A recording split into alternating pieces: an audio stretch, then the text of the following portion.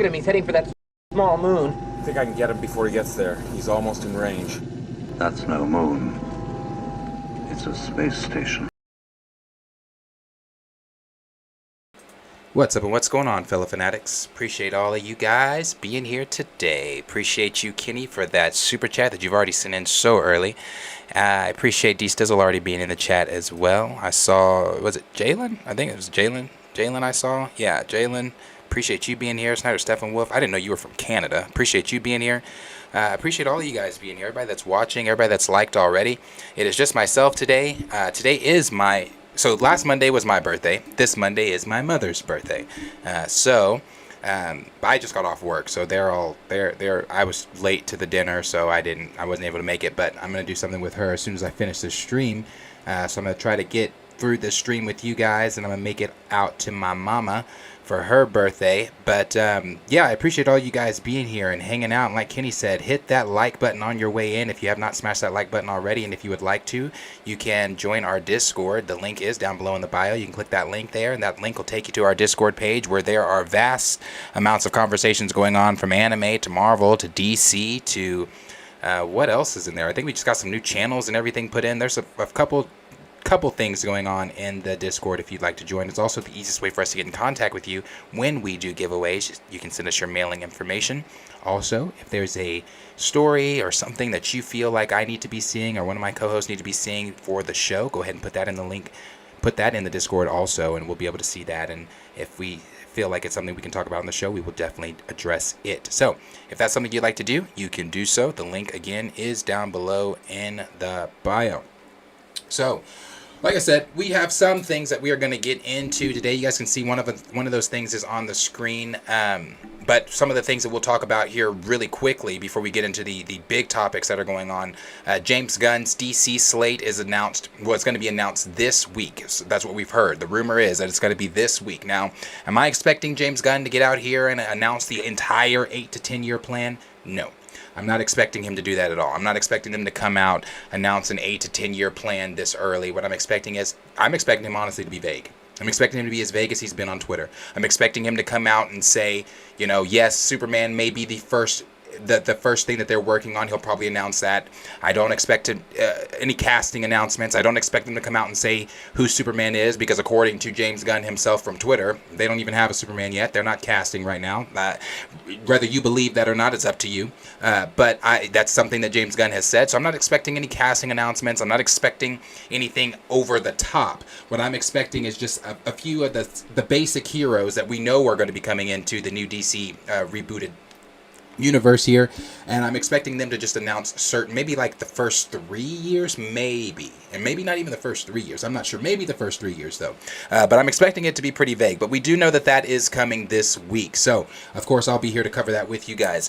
One of the other things right before we start is going to be the Mando season 3 trailer is supposed to be dropping today. It's supposed to be dropping tonight. So if that trailer does drop before I check out with you guys tonight, then I will definitely react with you guys here on the channel live.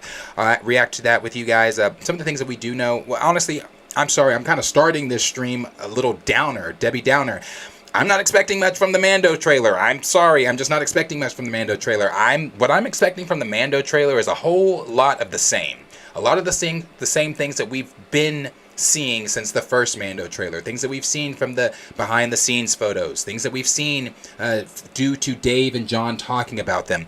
I'm not really expecting to see a hell of a whole lot of new things in this trailer. Now, prove me wrong, Lucasfilm. I could be completely wrong, and I'm hoping that I am wrong. But due to being burned in the past by Lucasfilm, I'm really not expecting this trailer to pop. I mean, the last Mando trailer, it was good. Don't get me wrong. I'm expecting the trailer to be good, but the last Mando trailer was good. It simply was not over the top like I wanted it to be. It just wasn't that over the top feel. And I feel like for a series that we haven't seen in almost about 2 years, we haven't seen in 2 years, they need to bring it. Go hard on this trailer. Make us remember, everything we care about when it comes to Mando, everything we care about when it comes to Grogu. With the things with oh my gosh. the things going on on Mandalore, the things going on with Bo-Katan and her not being able to take the Darksaber from Mando, and there are leaks out there. There's leaks and rumors for Mando season 3. I mean, if you guys remember, we talked about it a while back, some of the things with the leaks for Mando season 3, and one of the things was like something about Grogu's gonna be in some type of like Iron Man ass outfit. I know it sounds crazy, don't shoot the messenger. Don't shoot the messenger. These things could have changed by now as well. This was on the table a while back, but these things could have changed. But some things that we heard, this Grogu was going to be in some type of like Iron Man ass suit, where it's going to be able to carry him around, but he can shoot and things from it. I'm just telling you what is out there. Some of the other things we've heard is that Moff Gideon, is supposed to be obviously heavily involved in it. That Bo-Katan may be the one moving forward to be the leader of Mandalore instead of Din, which I don't know. I really don't know. I feel like there's some, if any of these rumors and things that have come out about Mando are to be believed, it'll be an interesting season 3, to say the least. I'm definitely excited for it. I definitely am excited for it because I think out of anything that anything that Disney has done since owning the IP outside of Clone Wars, outside of season 7 of Clone Wars, outside of Rogue One, it's been a miss for me personally. Your mileage may vary. I can't speak for you. But for me personally, it's been a miss. I hated the Book of Boba Fett. I hated Obi-Wan. I have not watched Andor. I will not. Bad Batch, outside of the first episode, for me, just was not good. Toward the end, when we got into Cad Bane and Finnick, and we started to see the collapse of Kamino and things like that, that stuff was dope. But all the filler in between side PS2 missions, keep it. Not here for it.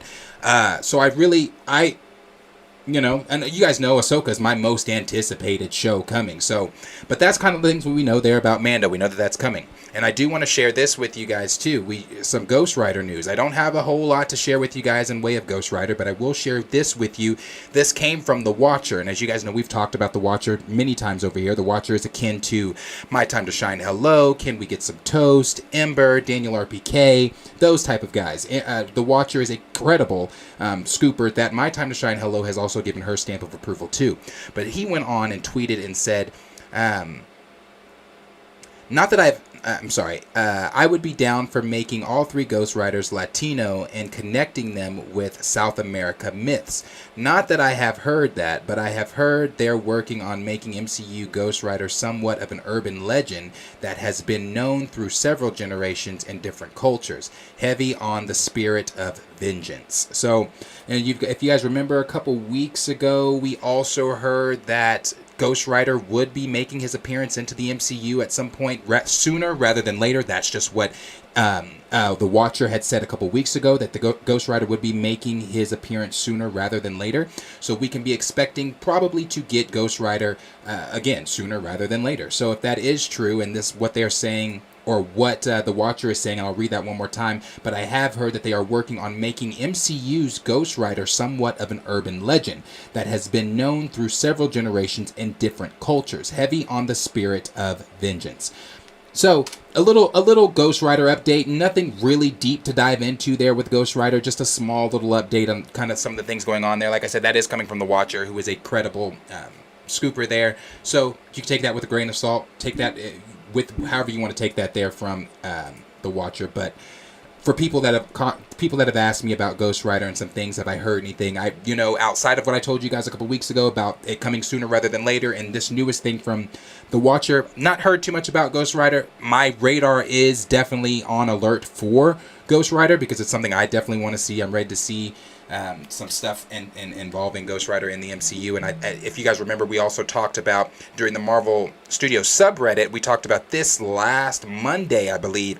Midnight Suns was one of the future projects that was on that Marvel Studios subreddit that was rumored to be coming soon. And we know that with that coming soon, that has to bring who? Ghost Rider. So that's sooner rather than later. With the Midnight Suns being a future project, with this newest stuff coming from the Watcher, I bet it's a safe bet to say we're going to get some heavier news here on Ghost Rider in the future. But that's what's going on there with Ghost Rider. But I will jump here into, that's just some of the some of the fast news stuff that we've heard. here recently, so I just kind of wanted to get that out of the way before we go into the heavier topics on some of the stuff's going on. But I want to, jump in here in the chat and recognize some of you guys. Appreciate you guys being here again. Underhaven said, just found you recently. Great content, man. I appreciate it. Thank you so much. You're how I get my CMB news now. Oh, well, I appreciate it. Thank you so much. I really do appreciate you being here. Thank you. Andre Ware said, what's up? Been a rough weekend. My mom is in the hospital fighting to get better. I definitely appreciate this tonight. No, Andre, bro, definitely your mom is in definitely all of our thoughts and prayers. I hope that she is okay for sure. You're definitely in my heart and mind tonight, Andre. I appreciate you being here. So I hope that we can, over here at Planet Fanatics, make your day much brighter. So definitely in our thoughts and prayers. Raymond 2000 said, Avatar Last Airbender, or Avatar Studios, are in their Marvel Studios bag. I'm more excited about that slate than anything Marvel or DC has coming out. I'm going to be honest with you, Raymond. I'm not far behind you on that. I am so excited that's why I can't wait to talk to you guys about some of this Avatar stuff, but I am so excited about what the future of Avatar Studios holds for us, for sure. D Stizzle said show drops next month. Yes, that is Mando for sure. Is that next month? Yes, next month in February. You're right. Jalen said, I'm very excited for Mando, and I also been like the Bad Batch Season 2. You know what? I have liked the Bad Batch Season 2 so far also. I know I have. So this is what's going on with the Bad Batch. I know I said I was going to do reactions, and I was going to put the reactions on here for you guys. I'm not going to do reactions until Mando, and especially Ahsoka. That's when I'm doing going to do the reactions. But for Bad Batch, that is where I've been talking. I told you guys that we were going to be coming up with the Star Wars panels, where I'm going to be connecting with other content creators that are that also love Star Wars, are also watching Bad Batch, that know their shit, blah, blah, blah. We're all going to be getting together, and this is going to be on Thursdays. So Mondays is going to just be myself for now on. Mondays will just be me. Tuesdays, you can expect to see some of the co-hosts. Wednesdays, it's just myself. Thursdays, it's just myself. But Thursdays is going to be our after. So I'll come in on Thursday. I'll do what I'm doing now. We'll have our topics. We'll go through all of our topics and everything as normal. But after I finish those topics, and we'll probably spend about an hour on the topics, probably spend about 10-15 minutes in the chat with all of you guys. Then after that, I will start a new stream that will have all of the other Star Wars content creators that are in there that want to be involved, and then all of us are going to be discussing the latest episode of Bad Batch moving forward in the next, how many weeks are left? In the next 14 weeks with you guys, or 16 episodes. We got 14 weeks left, I believe, or 13 weeks left, I believe. So we'll have the, moving forward the 13 weeks, we'll be spending that with you guys. So look forward to those Bad Batch streams starting this Thursday. Look forward to the Bad Batch streams for episode 4. We'll be discussing episode 4, but these first 3 episodes of Bad Batch have been dope. They've been great, especially this last episode. The first episode drew me in. It was fun. I enjoyed it a lot. So, yeah, for someone who did not enjoy the first season of Bad Batch, I was pleasantly pleased. Let's see. Gray said, what's up? Appreciate you being here. Absent Good said, every time I look at that image for the Avatar shows, I get so excited. Yeah, bro, I get excited too. It's great. D Stizzle said, unpopular opinion, I thought they should end Grogu's story with Luke, but Disney makes too much money off that Grogu merch. Way too much money off that. People that don't even know, my nephew across the street doesn't watch Star Wars, doesn't know shit about Star Wars, but has so much Grogu shit. It doesn't even know his name is Grogu or the child, just says Yoda. I mean, that's as much as he knows. So, see, Jeezy said, and he's 8. I just hope Gabriel Luna is MCU's Robbie Reyes, possibly.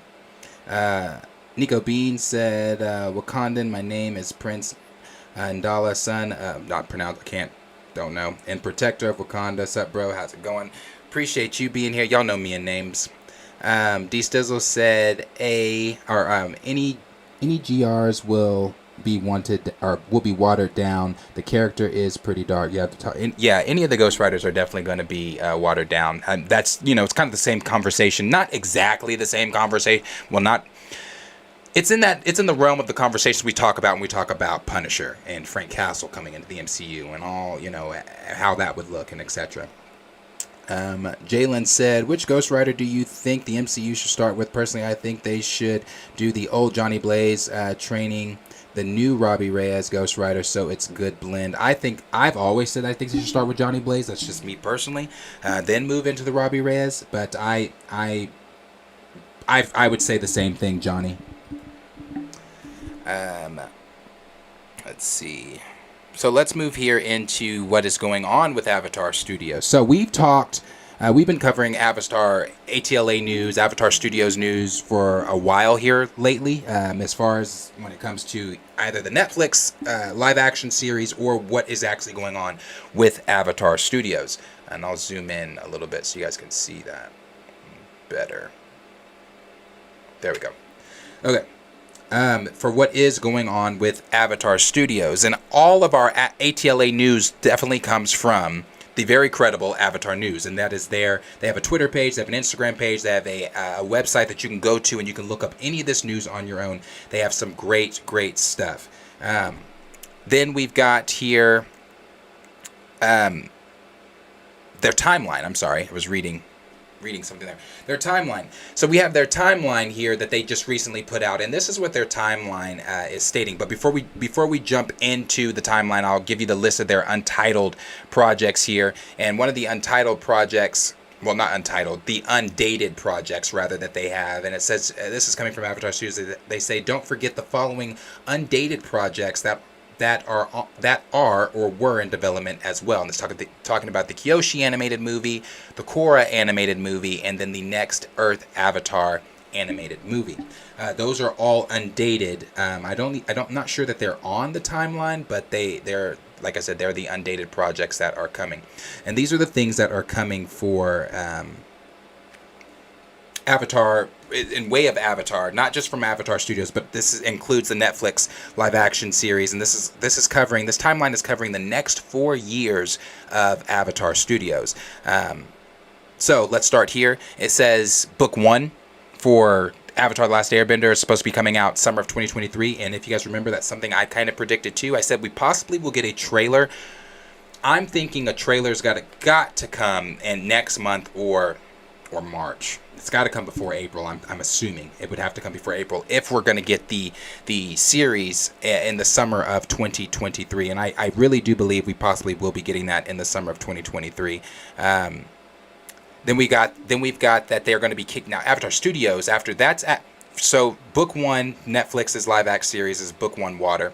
Then you jump to October 10th, 2025. This is coming from Avatar Studios, and this is the adult Aang Gang film that we are going to be getting. And I think that this is very smart on Avatar Studios' part to make this their first film that they're going to be putting out to the public outside of the Netflix stuff. Why? Because it's the nostalgic factor. It's something that fans and everyone are familiar with. We know this group. We know this gang. We know that Dante Bosco is coming back to voice Zuko. I believe some of the others are also coming back to voice Aang, Katara, Sokka, and Toph. So starting with that nostalgic factor, starting with things that is already familiar to audiences, I think that's very smart on Avatar Studios' part there. And it's very possible that we could get a film or series in the same year, but we'll see, because they put here, I'm sorry, I kind of skipped this one here, because they put here before the Avatar Aang Gang film, looks like in summer of 2025, before the Aang Gang film, we're looking at getting book 2 Earth. And that's very possible, but the reason I say it's possible is because I think depending on, like everything, depending on the general audience's perception of this live action adaptation on Netflix, depending on the critics, what they do and what they think of the book 1 and everything like that, I think then book 2 could possibly get greenlit. But it's going to be dependent upon how the show does, because a lot of us, as you guys have expressed in the chat before, I've expressed to you guys, I've seen this expressed in multiple other places, a lot of people aren't really too hyped for it because of the bad taste that the M. Night Shyamalan film left in everyone's mouth, how bad that live action adaptation was and things like that. It's just not something that people are really looking for. But as we've talked about also, I'm excited for it, and I feel like a lot of you guys may also be excited for it as well, just from things I've seen you guys saying in the chat, things I've seen when we've discussed it and things like that. And it looks like from the pictures we've shown, the behind the scenes stuff, the cast that we've seen, it looks like, and listening to Netflix talk about it themselves with how much care they're going to be putting into it, it looks like it is actually going to be pretty good. So we'll move on here to the next, and that's winter of 2025, and we know that that is the new Avatar Earthbender series that we're going to be getting from Avatar Studios. So we've talked about that one too. We've also talked about the Zuko film that's coming in October 9th, 2026. And we, like I just said, Dante Bosco is coming back to voice Zuko. And we've also kind of discussed what could this possibly be about. I think maybe, just maybe, they're going to be following the comic where Zuko is looking for his mother and things like that. I think at one point he also plays a role to Azula as like her mentor, as basically as her Uncle Iroh. So we could possibly be seeing as a rehabilitation type of deal for Azula. We could be seeing things like that going on in the series. I mean, like again, I'm just speaking pure off the comic, things that they could adapt from the comic and bring it into the series. It's something that they could do. Then we've got one here that slates a spin-off. Now, I have zero clue what this spin-off could be, what it's going to look like, or anything like that. I'm honestly not sure. But they have a spin-off series here listed for 2026. No month or anything, just listed as the year 2026. Then we've got here book 3, which is Fire, for the Netflix live-action series, and that's going to be coming in summer of 2027.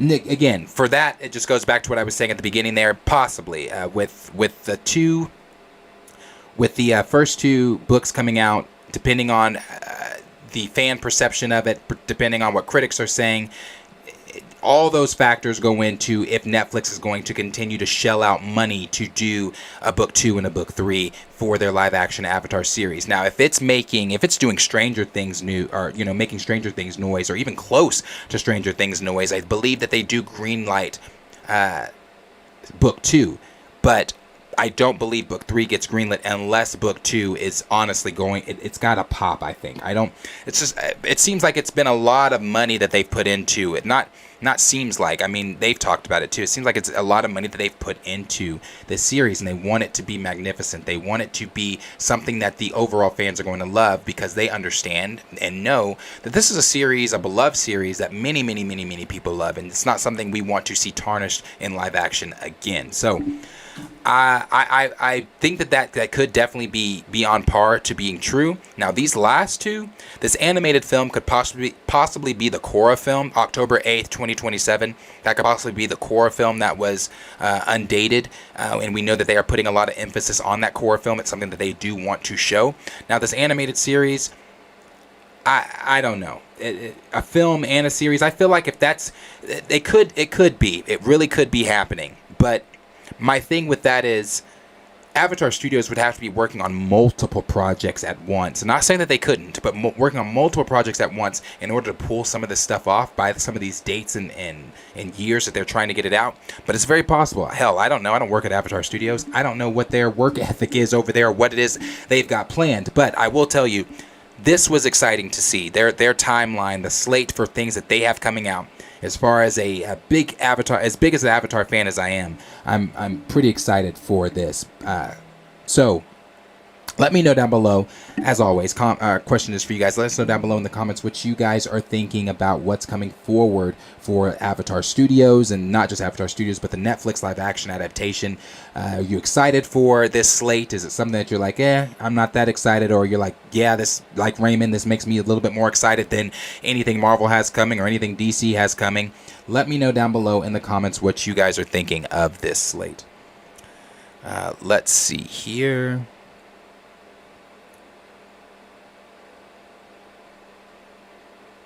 I got Jalen Harris that said, I'm hoping the live action show isn't as bad as the movie. Yeah, my God, that was just a slap in the face, kick in the nuts, spit in my face, trash like something, like sometime wonder what the hell were they thinking. Yeah, M. Night says it's terrible.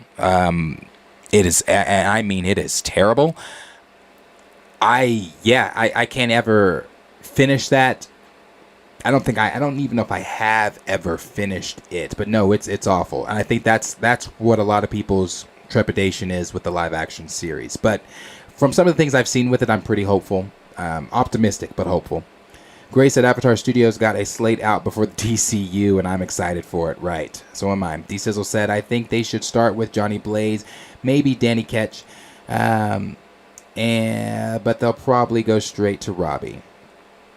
And then we've got... This took me down, sorry. Raymond said, also Kellen said, Happy MLK Day. A day like today is when we should recognize / respect those who fought for equality. These anti-recasters need to understand T'Challa was a part of that. That's very true. Raymond followed that up with, that's right, I forgot to say that too at the beginning. Happy Reverend Martin Luther King Jr. Day, everyone. Hope you stayed away from the mess of people taking his great words out of context and celebrated his life. Yes, forgive me for not coming in and saying that off top. Happy Martin Luther King Jr. Day to every single one of you. I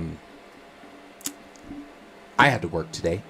Didn't feel... I was curious. Everybody was off. It seemed like everybody I know was off, but I had to work today. But definitely one thing I can't stand when it comes to Martin Luther King Jr. Day, though, is all the flyers that go around that people do for parties and stuff, and they take MLK's picture and they'll put it in between two big booty hoes or whatever this or whatever that, and I'm like, bruh, I get y'all want to have y'all's fun on Martin Luther King, do you, but I don't know. I always find it a little disrespectful when his pictures are taken and put in like that, put or photoshopped into imagery like that. But again, your mileage may vary. Gray said the movie that shall not be named is erased from my mind completely. Yes. Nathan Morris said I think it will be a hit for Netflix. I think it's going to be a hit for Netflix too, honestly. Then we've got Jalen that said, I hope it's a hit for Netflix like it is the next Stranger Things. Yeah, that's what I'm saying. If it can do those Stranger Things numbers, then I think it could be a hit. And with as many people that love Avatar, even the new people that were put onto Avatar due to Netflix putting it on their streaming service in 2020, a lot of people binged Avatar The Last Airbender in 2020 that had never seen Avatar The Last Airbender and now have a newfound love for the show. So we could be seeing a lot of those people coming back to watch the series. A lot of those people probably don't even know shit about the movie. So it's definitely something we could be seeing. Raymond said, this live action show is going to be a perfect replacement for Stranger Things. Yeah. D-Sizzle said 2010 The Last Airbender over Wakanda and Friends Forever. Wakanda and Friends. Appreciate you being here, official EMG. Jalen Harris said, I never really liked Korra. Me either. I wasn't a big Korra fan. I watched it, but not a big fan. Korra that much. Like it was okay, but it's nowhere near as good as The Last Airbender. Agreed. Nico said, if they took notes from Shang-Chi and the fight choreography in that film and mix it with the elements bending OMG, we get the most accurate Asian-filled cast and Kung Fu fighting series ever. No, it would be great. And from what we've heard, it's very heavy on culture. Very heavy on the cultural aspect. Even with the animated voicing, they only want Asian descent. They're only looking for Asian descent when it comes to the casting. So, I think we're going to be seeing a lot of that. Raymond said, if I don't get Sparky Boom Man, like I said, I'm writing. I think we're going to get him. I think we will. Official EMG said, I'm a huge Avatar fan, so this really excites me. I loved both Aang and Korra's journeys as Avatar. I love Avatar too. It's like, I love this franchise. I want to see more from this franchise, more world building. Just don't stop. There's so many endless opportunities that they can do with this world, and I'm so glad they have a studio backing them. So I'm excited for it. We got Andre that said, I'm looking forward to all the Avatar movies and shows. Yep, same. Chill said, I'm happy they waited this. Oh, talking to Andre. Then official EMG said, I hope we still end up getting that adult Korra movie after the Zuko movie. That would be cool to see. I honestly think the Korra one is the one slated for 2027, October in 2027. I think that's what it is. Absent Good said, those MLK flyers are horrible. They really are. Said he hates those flyers too from Raymond. D Sizzle said, LOL, twerking has been played out. Plus, other cultures have yet gentrified the booty game. Gentrified it for sure. Nathan Moore said it was bad, but still not as bad as a live-action DBZ film. I didn't watch the live-action DBZ film. My friend Henry did. He said it's terrible. You know, producer Henry, he said it's awful. So, but we'll move here to the next one. And the next topic that we're going to move here to is some of the things going on with Adam Warlock. And this is coming from James Gunn, some things he said. So, you know, Guardians of the Galaxy 3 is one I think most people are looking forward to. We know it's going to be the end of this iteration of the team. Just listening to things that James Gunn has said and listening to the cast and everything like that, we know that this iteration... Sorry, bear with me one moment.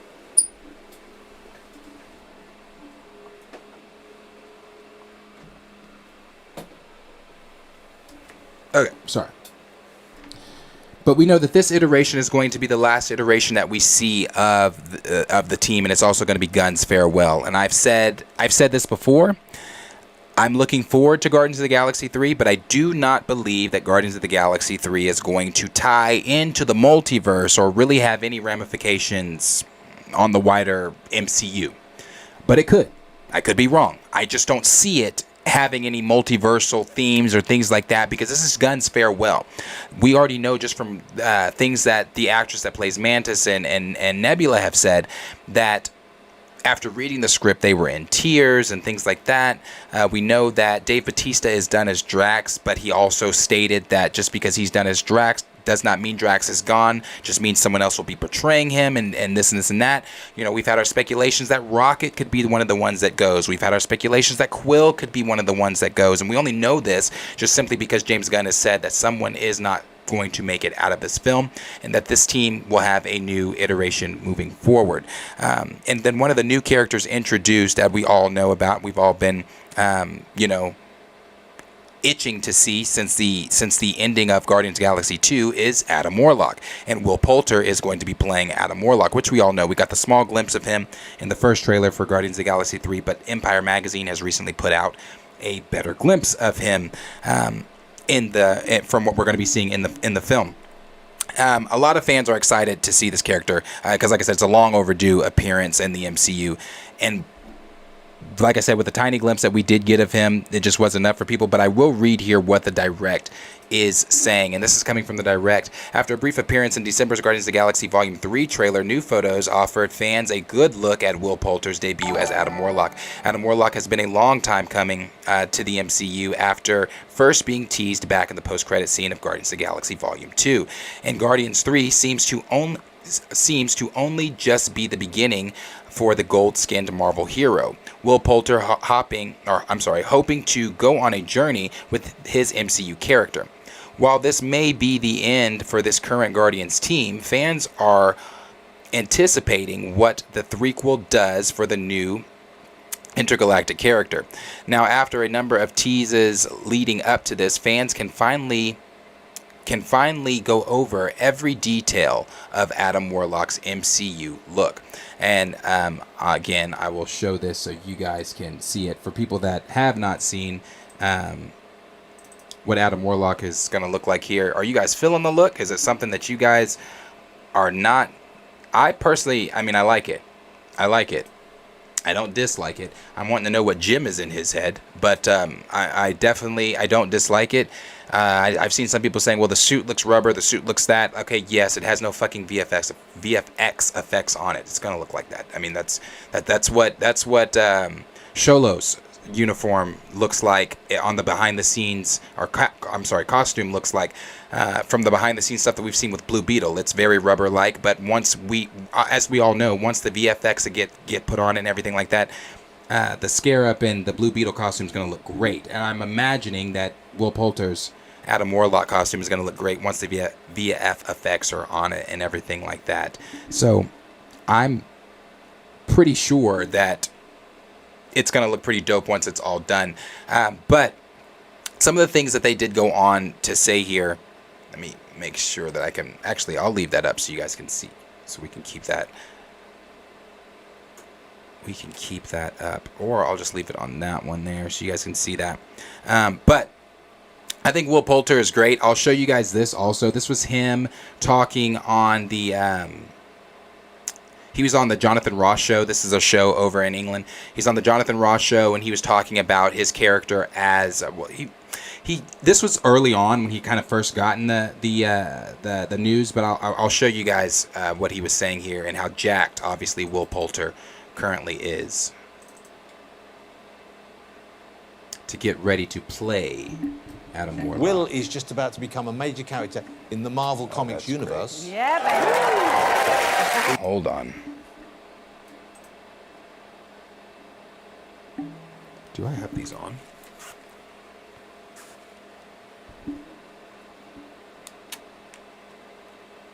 I don't know why I can't hear that.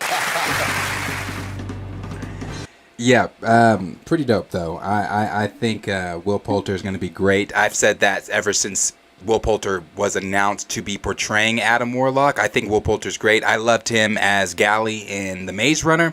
That's when I really first noticed Will Poulter, was in The Maze Runner. Obviously, I love him in We're the Millers and things like that, but when I first noticed him as an actor was The Maze Runner. But when I first took him seriously as an actor, not that I didn't take him seriously in Maze Runner, because he's great in Maze Runner. But when I first took him seriously, oh damn, he's got the chops. I hated him in it. Hated him in that shit.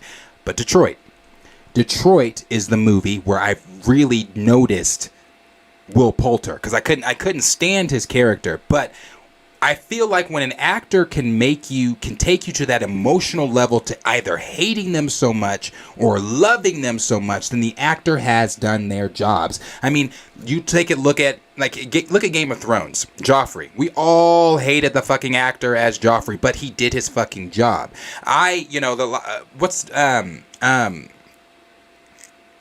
His mother, Cersei. Not Cersei. Fuck. What's his mom? You guys know what I'm talking about. She, another actress that takes the role and makes you so fucking emotionally connected to it, to where either you hate him, you love him, or you're indifferent, whatever. Will Poulter's job in Detroit was to make you hate that character, and he did his damn job. And that's when I first really noticed him as an actor. He was brilliant in that fucking movie. Again, hate his character, but he was brilliant in that fucking movie, just like he was brilliant in Maze Runner. And that's again, when I really, really noticed him as an actor. So these villainous roles that he takes on, he does a really good job at, portraying these villainous roles. And obviously, he's not going to remain, and he's going to start the film as the antagonist in the film and things like that. But obviously, we know where that's going to lead to. So I'm excited for it. Looks like it's going to be good. I'm cautiously optimistic though, in how Gunn has written Adam Warlock. I want to see how, is he going to be playing on that I hope not. Is he going to be playing on that comedy side and things like that? But I'm interested to see how James Gunn has written the character. I'm excited to see the character finally entering the MCU. I think Will Poulter is going to do a fantastic job as Adam Warlock. Like I said, he looks great as far as beefed up as he's gotten and jacked as things as he's gotten. Will Poulter, as I've said before, talking about Detroit, talking about Maze Runner. Good actor. I'm excited for him. But as always, question is for you guys. Let me know down below in the comments what you guys are thinking of Will Poulter as Adam Warlock. What are you thinking of these newest images of Adam Warlock? And again, I will put that image back up here so you guys can see that.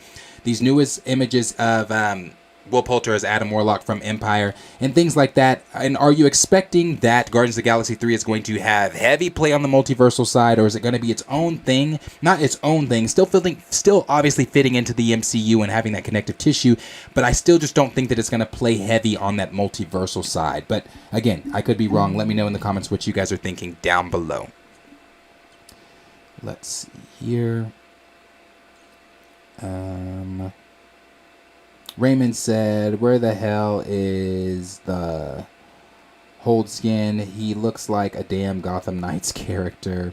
Nico said, I believe the gem within his head has to do with the death gem. It could. I guess I'm really curious to know what the fuck is in his head. Absent Goods said Avatar Studios and Netflix are collaborating on the live-action series, which will include new canon material contributed by Avatar Studios. I'll have to check that one, because the only reason I say I'll have to check that one is just because, from my understanding, when the original creators left the Netflix series and went over to Avatar Studios, they left it indefinitely. Not on any bad blood, not on anything like that. They just left it because they were presented with a much better opportunity to do what they want to do, to tell the stories they want to tell. I'm not sure if they were, I know they weren't against the live action retelling of the story, but I do know it wasn't their first choice. This is something they've talked about in interviews. So I'm not really sure if that could be true, though. It could be, they could be collaborating. I've not heard anything about a collaboration between Netflix and Avatar Studios. I believe they are remaining separate, but that could definitely be something that is out there. Jalen said, I hope to God Almighty to get Adam Warlock solo movie. Please, he's the one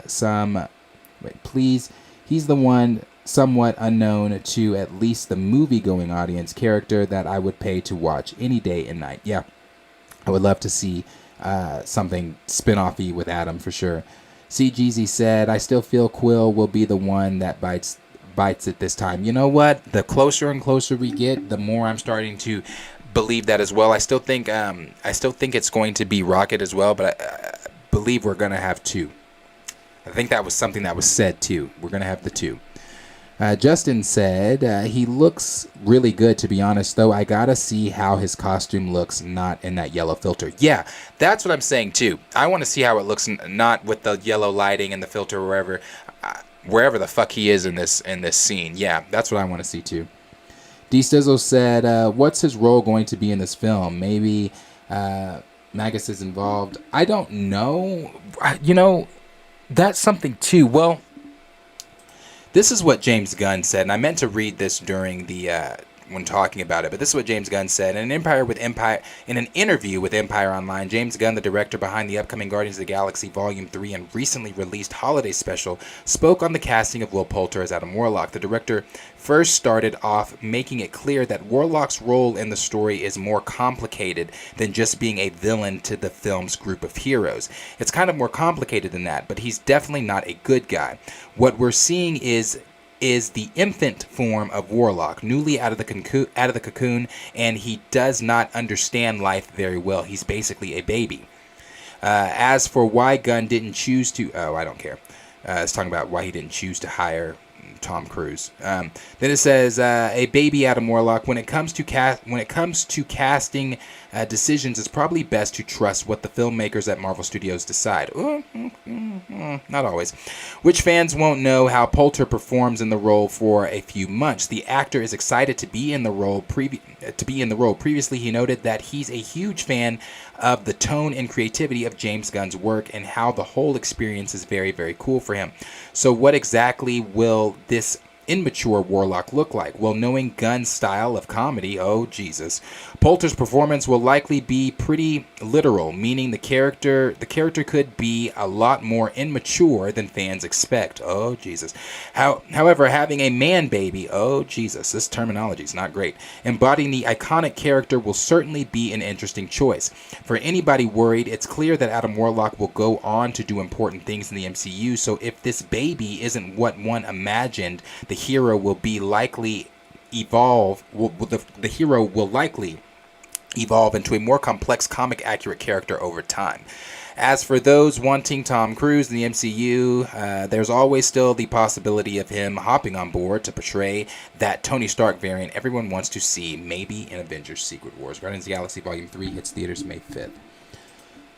Well, there you go. That's why I meant to read that during the actual talking about Adam Warlock, because when I saw that James Gunn said that he's going to be infant-like, that concerned me when he says he's going to be infant-like, because I get it. It's kind of like, I talked about this a little last week, the Beyonder. When the Beyonder's first created, he's a child. He's got the mind of a child. He's like a baby. He's curious into how things work, why things are the way they are, and blah blah blah.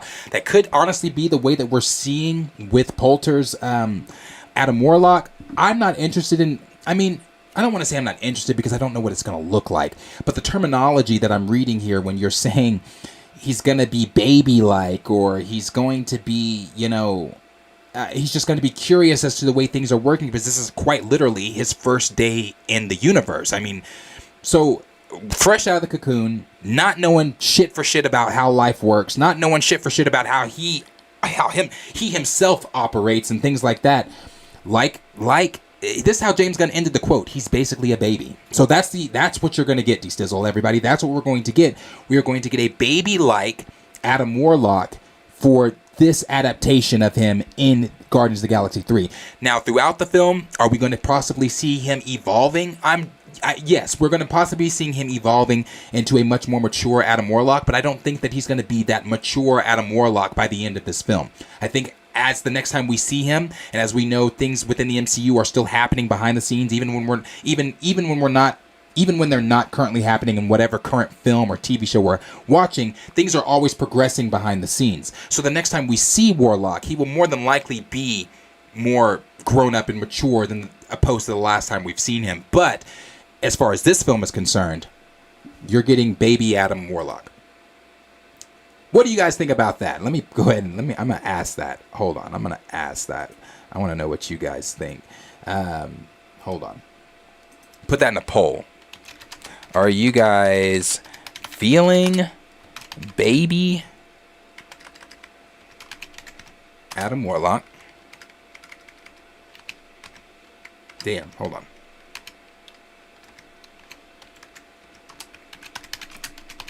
Or not.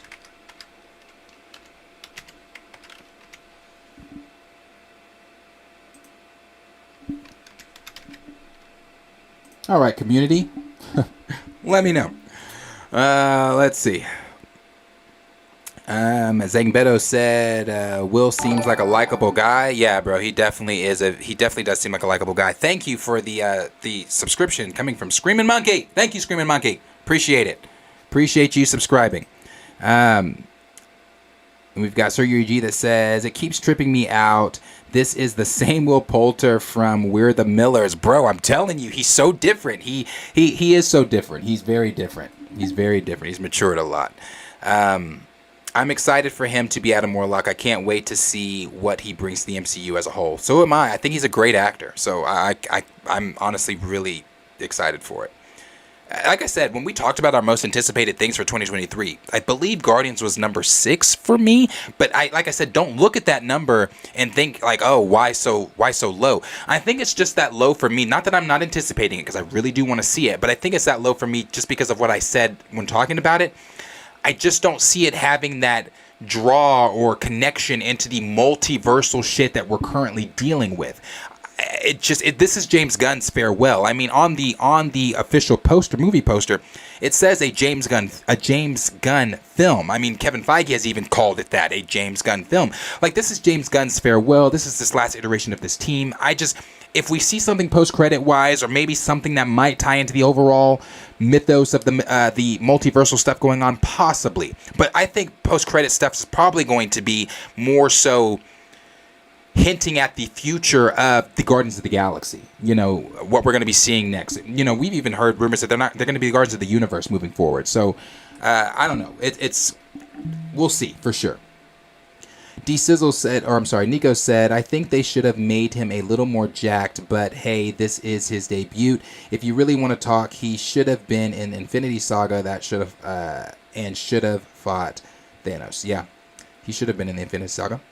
D-Sizzle said, Comic Gamora and Adam were together for a hot minute. They might go that route. I mean, this Gamora obviously wants nothing to do with Quill. So, at least from what we've seen, we don't know what that's going to look like in Guardians of the Galaxy Volume 3. We don't know, how the relationship's going to fare out and things like that.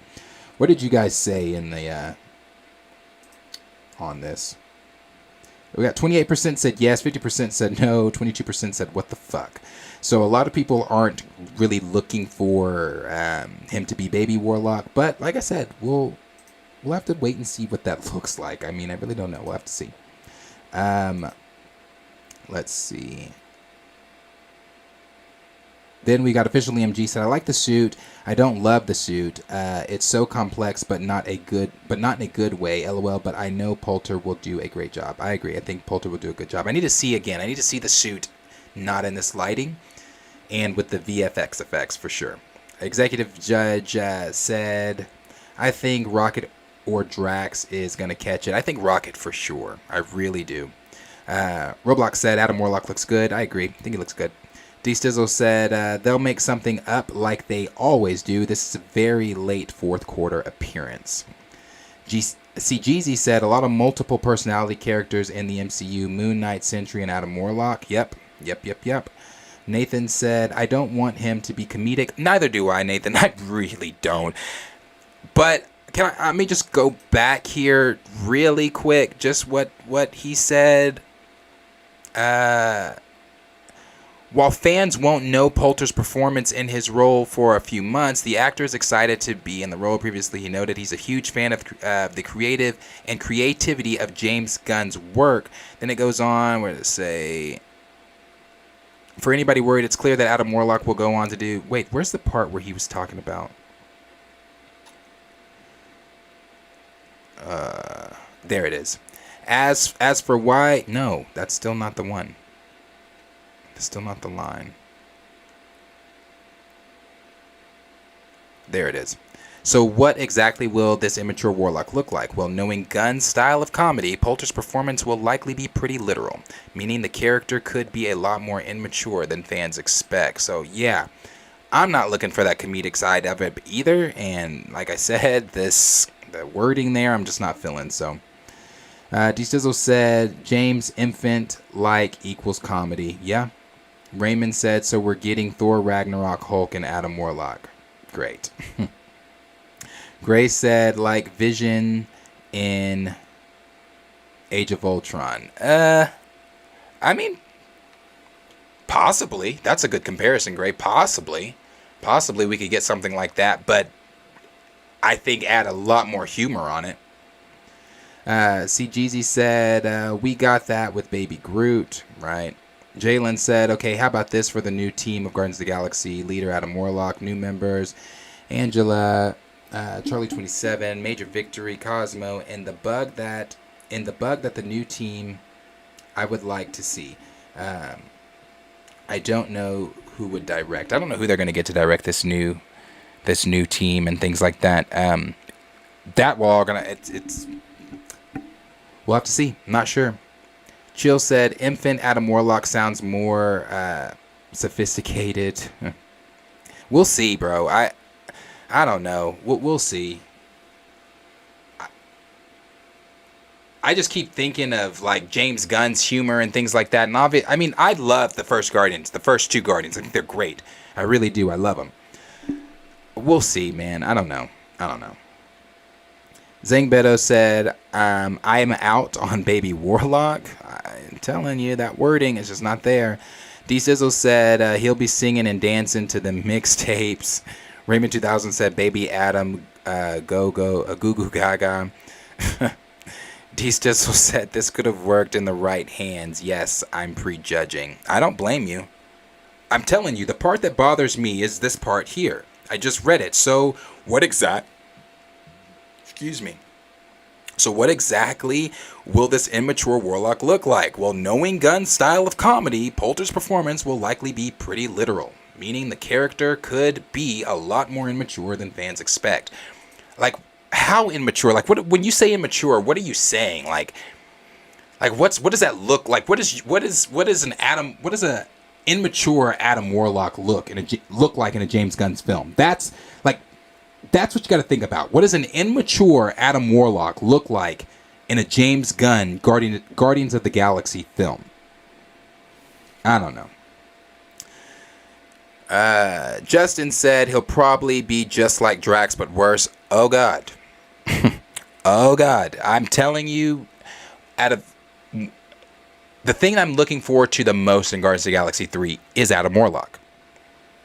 And I hope... Bro, I hope it's not too Gunn. Hungry Almighty said, I heard they might make a team that's a fusion of the Guardians and the Annihilators. They could. It is the MCU. I wouldn't doubt it. All right, so we'll move here to the next thing, and the next thing that we're going to discuss is going to be Hulkling. And you guys know, I really do want to talk about this one. Why? Because we've talked before. You guys know I've at least talked before.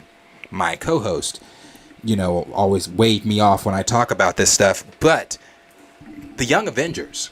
I've been talking Young Avengers for a long, and I do mean a long time now. And the reason I've been talking Young Avengers is because all of the hints that we're getting moving toward the Young Avengers. We know we've already got pretty much, we've got Ironheart in the MCU now. We've got Billy and Tommy. We've got America Chavez. We've got Patriot that showed up in Falcon and Winter Soldier. We've got Kate Bishop. We've got, who am I missing here? I know I'm missing some. We've got Love, who I'm sure will be a part of that team, possibly. Thor's daughter, Love. We've got, who else am I missing? I know I'm missing some. We've got, did I say America Chavez? We've got Cassie. I'm sorry. We've also got Cassie. We've got so many different members that are already a part of the Young Avengers that are in the MCU, that are starting to show up in the MCU. We know we've got Joe Locke that has been rumored to be cast in the Agatha Coven of Chaos series as Billy Kaplan, obviously being Wiccan, the Demiurge, and things like that. And I'm so excited for them to get, and I hope they dive deep into all of that, like the Demiurge and all that stuff. Yes, Eli Bradley too. Patriot, yeah. We've got so many different members of the Young Avengers that have been somewhat established already in the MCU, just not obviously established as Young Avengers. So what we know, this is something we know about the Young Avengers. I'm sorry. Also Viv. We know that Viv is going to be in the Vision Quest series, and Vision Quest series is supposed to be the show that kicks off the Young Avengers. Obviously, Viv is going to be a part of that team. Viv is more than likely going to be the Jonas of the team. Remember when Vision was reprogrammed and things like that, the failsafe, if something was to happen to the Avengers, Vision was the failsafe, but he was Jonas. I feel like Viv is going to be the Jonas of the group. So we're going to possibly be seeing her as Jonas, and from, again, what we've heard in Vision Quest, that is going to be the show that kicks off the Young Avengers. But we've also heard that Agatha Coven of Chaos is going to have adaptations of Children's Crusade put into it. We've also heard that those same adaptations of Children's Crusade are going to bleed into Kang Dynasty, because Kang Dynasty is going to be adapting not just Children's Crusade, but I believe it said Avengers Forever is also going to be adapted into Kang Dynasty. So, with all this going on with the Young Avengers, we know that Joe Locke is more than likely playing Billy Kaplan. So it makes sense for Teddy Hulkling to be showing up in Agatha Coven of Chaos. And again, I'm really excited for it. So let's go. And some of the things too that we also know, well, actually, let me not. That's my own speculation. That's not something we know. That's my own speculation. Everybody keeps saying, well, Wanda this or Wanda that. I don't think the MCU is going to do this because, that's too on the nose. They just wouldn't do this. But when Wanda disappeared before, she showed back up in Children's Crusade, she was in Latveria with Doctor Doom. And at one point this was a theory I had. I don't think so anymore, just because I don't know what they're doing with Doctor Doom anymore in the MCU. We had all those rumors of him in Wakanda Forever, and then all these other rumors of him supposed to be in this and this and that, but I don't know. But, my theory was I thought we were possibly going to see Wanda show back up with Doctor Doom in maybe Kang Dynasty or something like that, because Doom, at the time, we all speculated was going to play a role in Secret Wars. We still don't know if that's true or not, if he's going to or not. But I had my own theory that Wanda would possibly show up with Doctor Doom, being as that story did take place in the comics and things like that. But I don't see the MCU doing any of that. But I do see them doing their adaptations of Children's Crusade and implementing that into Coven of Chaos, and also implementing that into Kang Dynasty. But this is what the direct had to say here about Hulkling. They said the much anticipated casting of Hulkling in the Marvel Cinematic Universe may have been revealed, and the character might debut in Agatha Covenant of Chaos. For those who don't know who Hulkling, aka Teddy, is, he's a Skrull Kree hybrid who is one of the founding members of the Young Avengers. He also happens to be in a relationship with Billy Kaplan / Wiccan, or Wanda Maximoff's son. Recently it was revealed that Joe Locke has supposedly been cast as Wiccan in the Catherine Hahn upcoming Disney Plus series. The lucky young actor is set to play a big part in the show, being described as a gay teen with a dark sense of humor. Can't wait, bro. Man, God. You guys know Agatha Covenant of Chaos is on my most anticipated series coming up for Marvel. Not only that, you guys know I've been talking Wiccan, Billy, the Demiurge for a long time, man. I've been talking that shit since WandaVision. I can't wait to see an older Billy Kaplan, to see Billy Kaplan, to see Wiccan. I can't wait. Then it says, But what of his longtime partner from the comics? Well, now it seems the world might know who's playing the young shape-shifting hero. Then it says, in a new report from Murphy's Multiverse, the outlet may have uncovered an important casting tidbit of Agatha Coven of Chaos. According to the evidence gathered by the outlet, they pose the possibility that Miles Gutierrez Riley has been cast as Teddy Altman, also known as Hulkling. The actor's involvement was originally revealed by The Hollywood Reporter on Friday, and that is a major Hollywood trade, The Hollywood Reporter. Back in October of 2022, there was casting calls for a gay actor between the ages of 18 and 20 who's a kind soul with a great sense of humor. He's also totally and completely in love with his boyfriend. Additionally, the character would have an athletic build and understatement for someone like Hulkling. Murphy's Multiverse pointed out that while Gutierrez Riley doesn't match the age range, it could be complacent to cast outside of it, as these age limits serve as guidelines and not absolutes. Additionally, given that the upcoming Disney Plus series looks to have previously cast both Billy and his Jewish parents, Hulkling's involvement is basically a no-brainer. While Marvel Studios has not officially confirmed the inclusion of the characters such as Billy and Teddy, both Locke and Gutierrez Riley are confirmed to be part of Agatha. Then it goes on. I'll read this last part. It says, introducing Teddy to the world alongside Billy's grown-up persona is a no-brainer. It's honestly more strange that it took this long for this probable casting to be uncovered. The introduction of Teddy is also an important step when it comes to representation in the MCU. It's an addition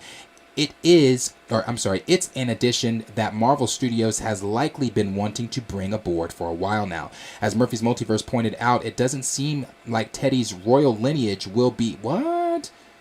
It doesn't look like his royal lineage will be a focus of the MCU's iteration. What?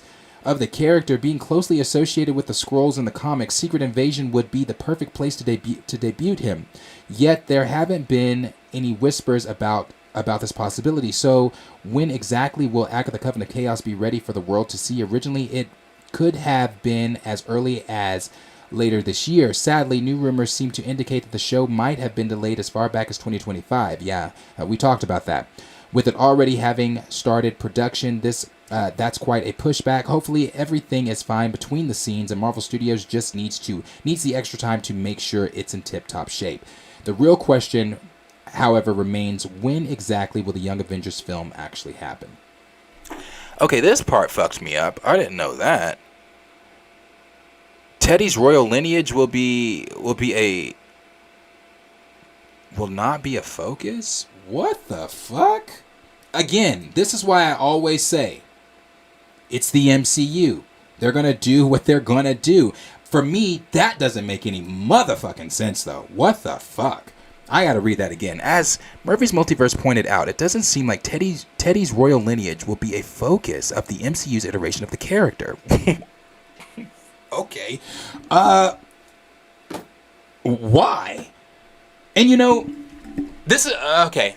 This is what I mean, though, when I say the MCU is going to do what the MCU is going to do what the MCU does. They're going to do their own adaptations. They're going to make things the way they want to make things. Because to me, his royal lineage is too, it's so much a part of who Teddy is that it doesn't make sense that you're not making his royal lineage a part of, integral to who the character is, like where he comes from, things like that. You know, even talking about Teddy Hoechlin, we've talked about in the past, I even speculated, I never thought he was going to show up in Coven of Chaos. Even with Billy in it, I never thought he was showing up in Coven of Chaos.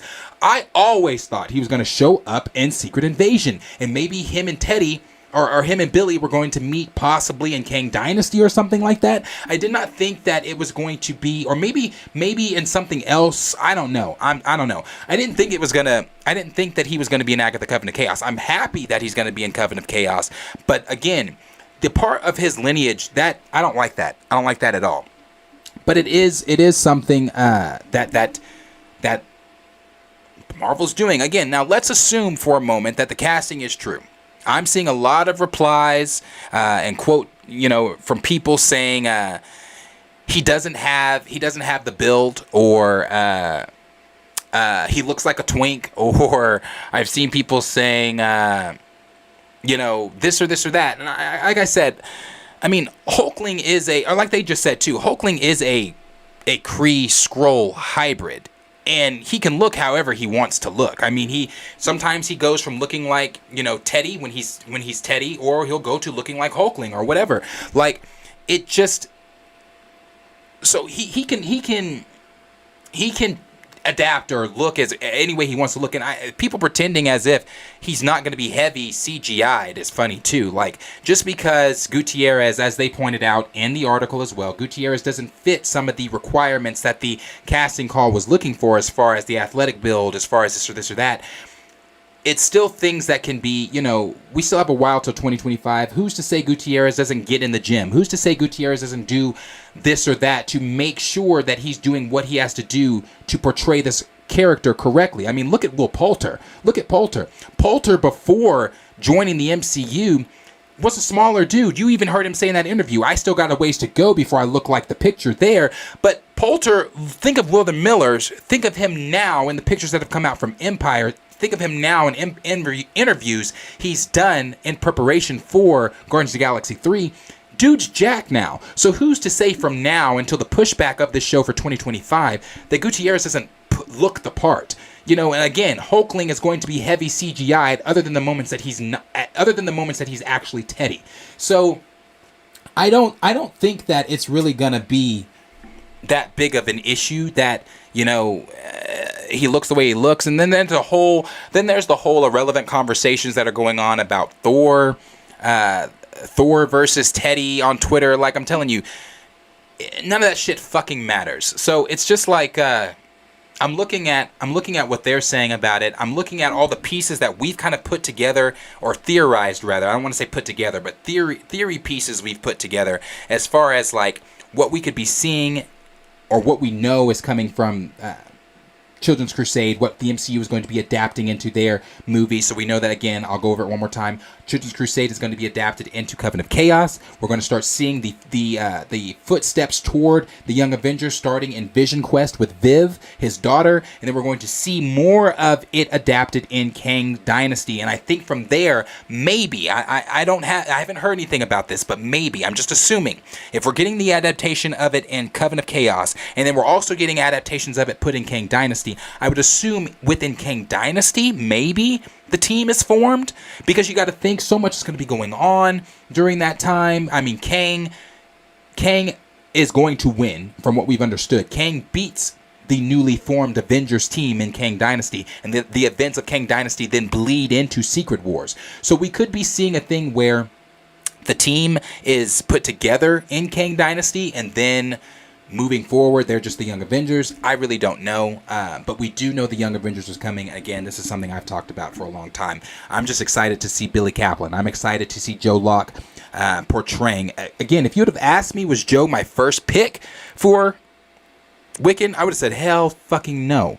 But after seeing Joe Locke, seeing pictures of him, fan art of him as Teddy, and just looking at some of his past, some of the other things he's acted in, I actually can, and I'll show you guys this too. I'll go ahead and show you guys this. Do I have this picture?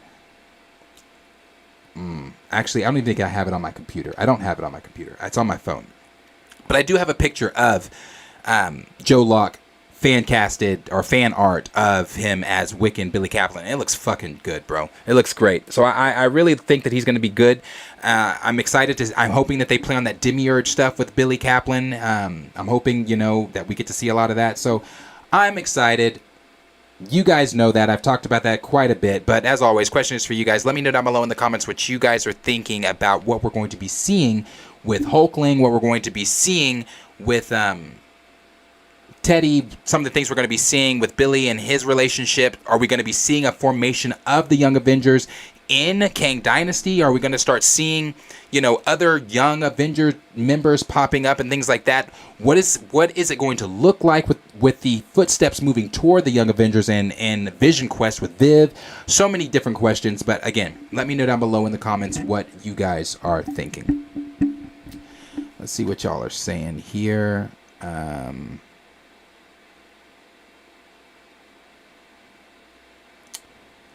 I see Hungry Almighty said, I'm sorry, let's start with, let's look at Justin there. He said, ain't no way the MCU can do Young Avengers, and if they do, they're not going to be called Young Avengers because the age gaps are all over the place. The age gaps are all over the place. And if they don't call them the Young Avengers, well, that's, what the fuck?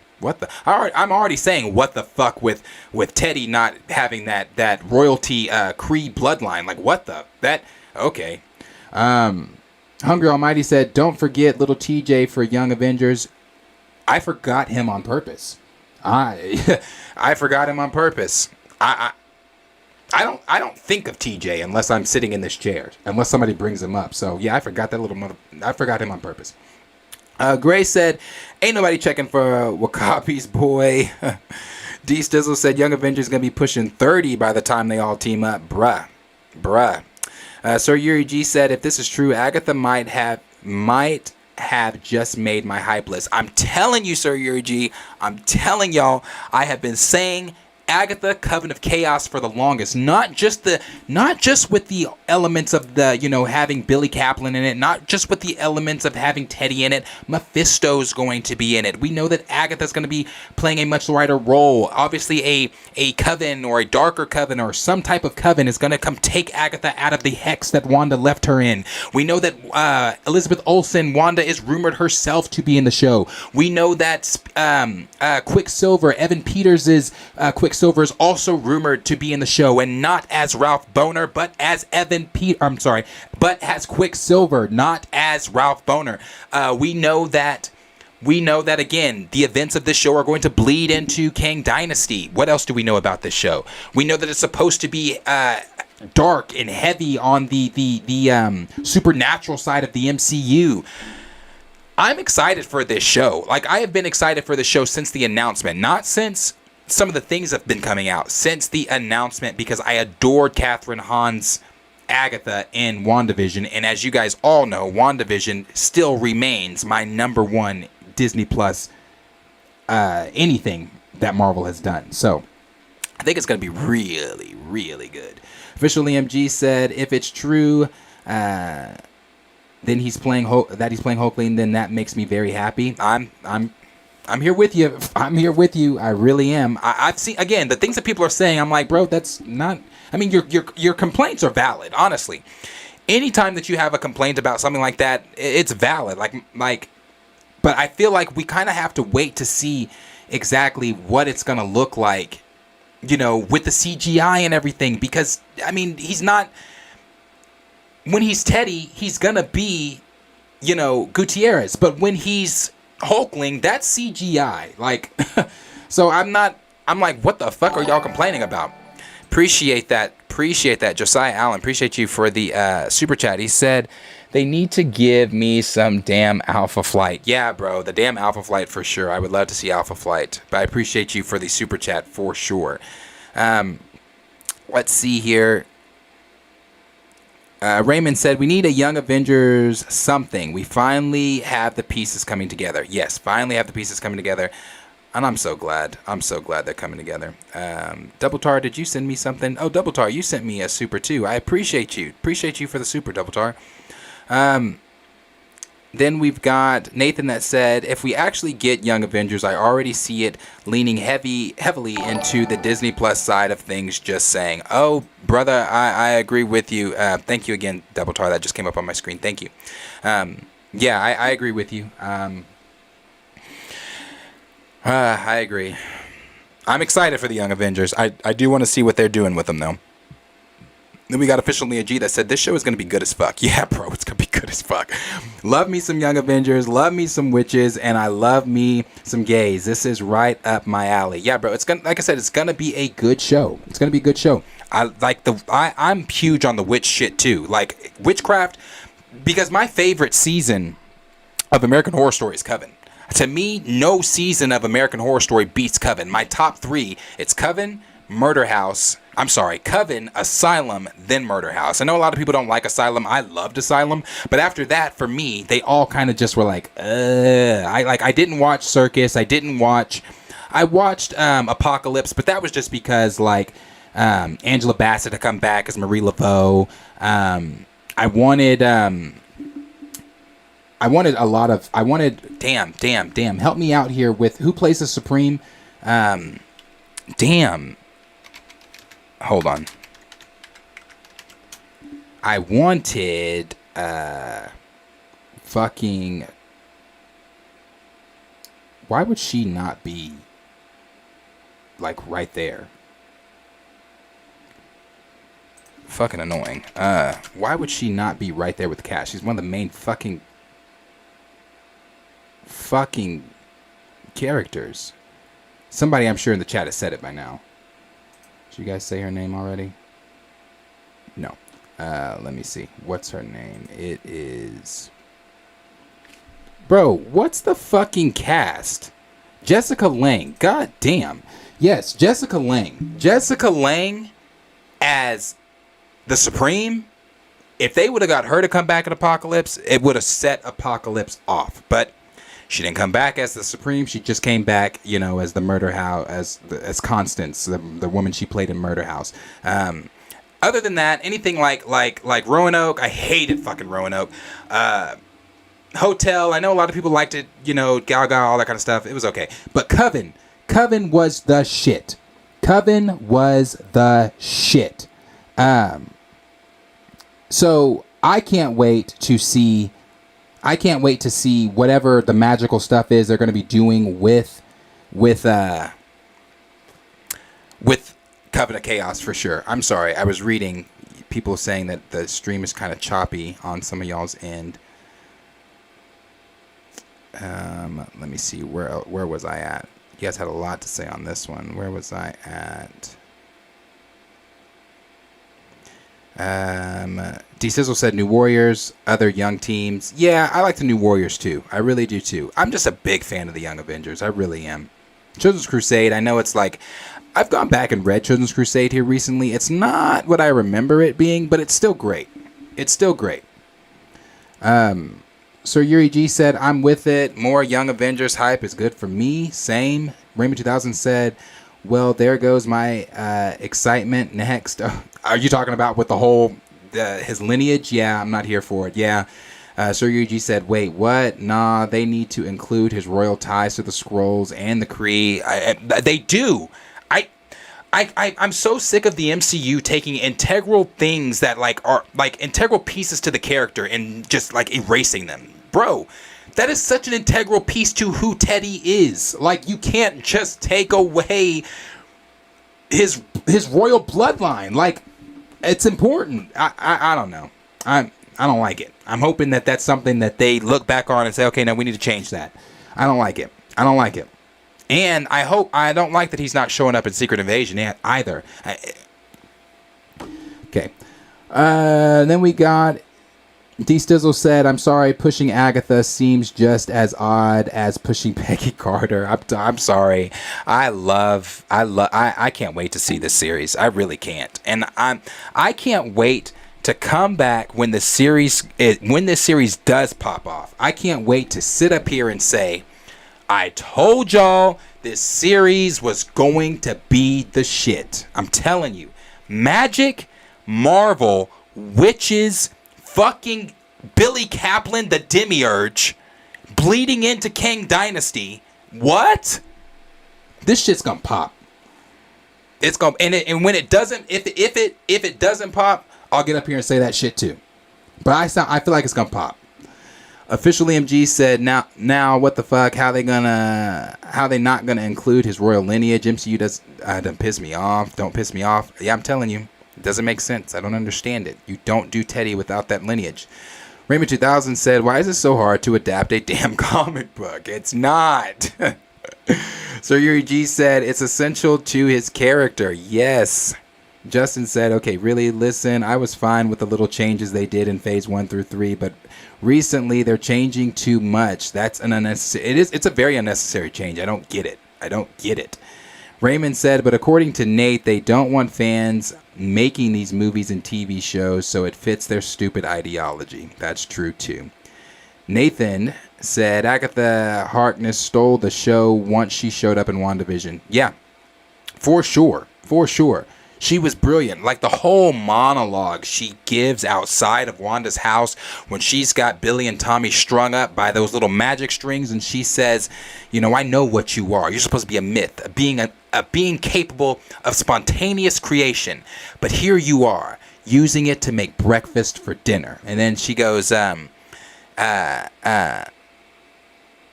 she say? Damn.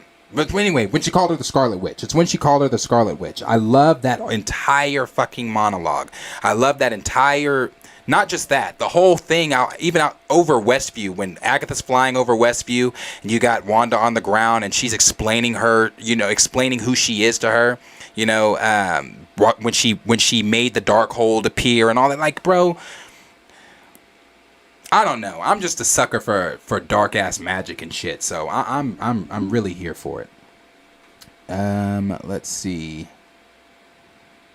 We got Raymond that said, God forbid Spider-Man doesn't get bit by a radioactive spider, and instead he visits the god of spiders in India and is granted the powers of the spider god and can grow legs. It's a problem. Yeah.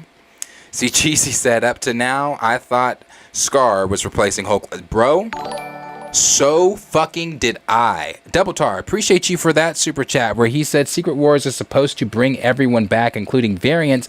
Any thoughts on... Oh, sorry. Let me go over here to read that. Any thoughts on a variant of Angela Bassett coming as a witch version of Storm? I don't know that Angela Bassett... I'm going to go ahead and... Love the theory, but no. Marvel ain't doing that. The MCU ain't doing that. I don't see her coming back as a version of Storm or any type of variant version of Angela Bassett coming back. You know, when Ryan Coogler told... And I wouldn't even want to say that motherfucker's name today. But when Ryan Coogler told Angela Bassett, death is not always the end... what he meant by that was the little cameo we saw of her when she said, "Shorty, show them who we are." That part, that was it. That's all. That's what he meant by that shit. I don't think they have intentions of bringing Angela Bassett's character back. Maybe. I don't see it, but I don't know. But I don't see them doing a variant version of Angela Bassett. I don't. I do not. Sir Yuri G said, when he is not in his Hulkling form, he's supposed to look normal, though. Yeah, like that. Yeah, exactly. Like, that's what I'm saying about everybody complaining about, like, the whole, well, he's this or he's that. Like, bro, if the show comes out in 2025, no one's saying that the kid can't put on muscle. He can't do this. He can't do that. Like I said, we just watched Will Poulter do it. We've seen all these other stars like putting on muscle and things like that. Look at what Charlie Cox is doing currently for his role, in Daredevil Born Again, all the MMA and more weight training that he's doing. Like, it's in 2025 and it's 2023. We could be seeing him, go through some type of muscle regiment and things like that, workout regiment rather, and things like that. So we'll see what it's going to be. Like you said, when he's Teddy, he's in his regular form. So Raymond said, I'm not even familiar with him. Who are you talking about, Raymond? Grace said, didn't they mess up his origin the second they made Marvel a lady? Yeah. Chill said, forming the Young Avengers team in their most is their most interesting part. I don't see what you see. Yeah, I'm telling you, I love the formation of the team. I love the Young Avengers. I have been checking and looking for the Young Avengers ever since Billy and Tommy entered the MCU. The minute I saw them in WandaVision, I was like, oh shit. They're doing the fucking Young Avengers. And so, not just that, like I said, all of the Kid Loki too. Kid Loki's going to be a part of that Young Avengers team too, because after season 2 of Loki, we've talked about this a little bit. At least I've mentioned it. After season 2 of Loki, from what we hear, Kid Loki is going to be permanently placed in the 616 universe, which means we are going to be seeing him. More than likely, from what we saw with the rumor too, is that he's going to be linked to the Young Avengers, is going to be a part of the Young Avengers as well. Again, another magic user, a part of the Young Avengers. I can't wait, man. I can't wait. You want to make me happy as a Marvel fan? Do it. And we got another super chat. Thank you, Double Tar, from there. He said, rumor has it Marvel will make the X-Men cosmic, including the Phoenix return. How do you think Marvel will adapt X-Men vs. Avengers vs. Eternals for Judgment Day? Well, we kind of talked about the Judgment Day stuff early, or what was it, last week? Either last week or week before, we kind of talked about Judgment Day. Not a whole lot that we could really speculate on Judgment Day, just based off of what the rumor was that we saw. But it looks like Eternals 2 is going to be Judgment Day. So it looks like Marvel, the MCU, may be skipping Avengers vs. X-Men, or maybe doing it after Judgment Day, which is going to be the Eternals versus the X-Men, which is backwards. But again, as we just read, Teddy's not going to have his Skrull Kree, royal lineage, so it is the MCU. They're going to do what they want to do. So what I do know, at least here for the Judgment Day stuff, making the X-Men cosmic, I haven't heard anything about the X-Men being cosmic. That it is something they could possibly do. This is what I know about the X-Men via rumor. So take all this with a grain of salt. Phase 7 is supposed to be the X-Men saga. We know that Nate Moore has recently come out and said that they are in the early stages of creating bringing the X-Men into the MCU.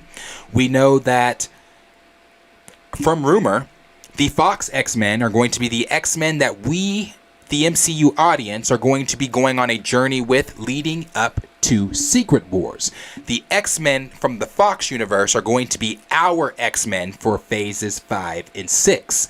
I've also heard that some of them, possibly Michael Fassbender and others, are going to remain the characters they are in our 616 universe. They are going to be, and I'm saying 616, but 999, whatever you want to call it, in the MCU's universe. In the MCU universe, Michael Fassbender and a few others are going to be continuing on as our mainstay X-Men moving forward, and we're going to be adapting them with whatever new X-Men, whatever new actors and actresses they're bringing forward for the X-Men. As far as Phoenix goes, I've not heard anything about Phoenix lately, but again, the X-Men news there is real scarce. There's not a whole lot on the X-Men stuff. But how do I think that Marvel will adapt X-Men versus Avengers? Something if they do X-Men versus Avengers, and I'm only saying if they do, just because it looks like they're going backwards. I don't know how. I mean, it's the MCU. They could, put something in Eternals, or the X-Men versus the Eternals that, thank you again, Double Tar, for that.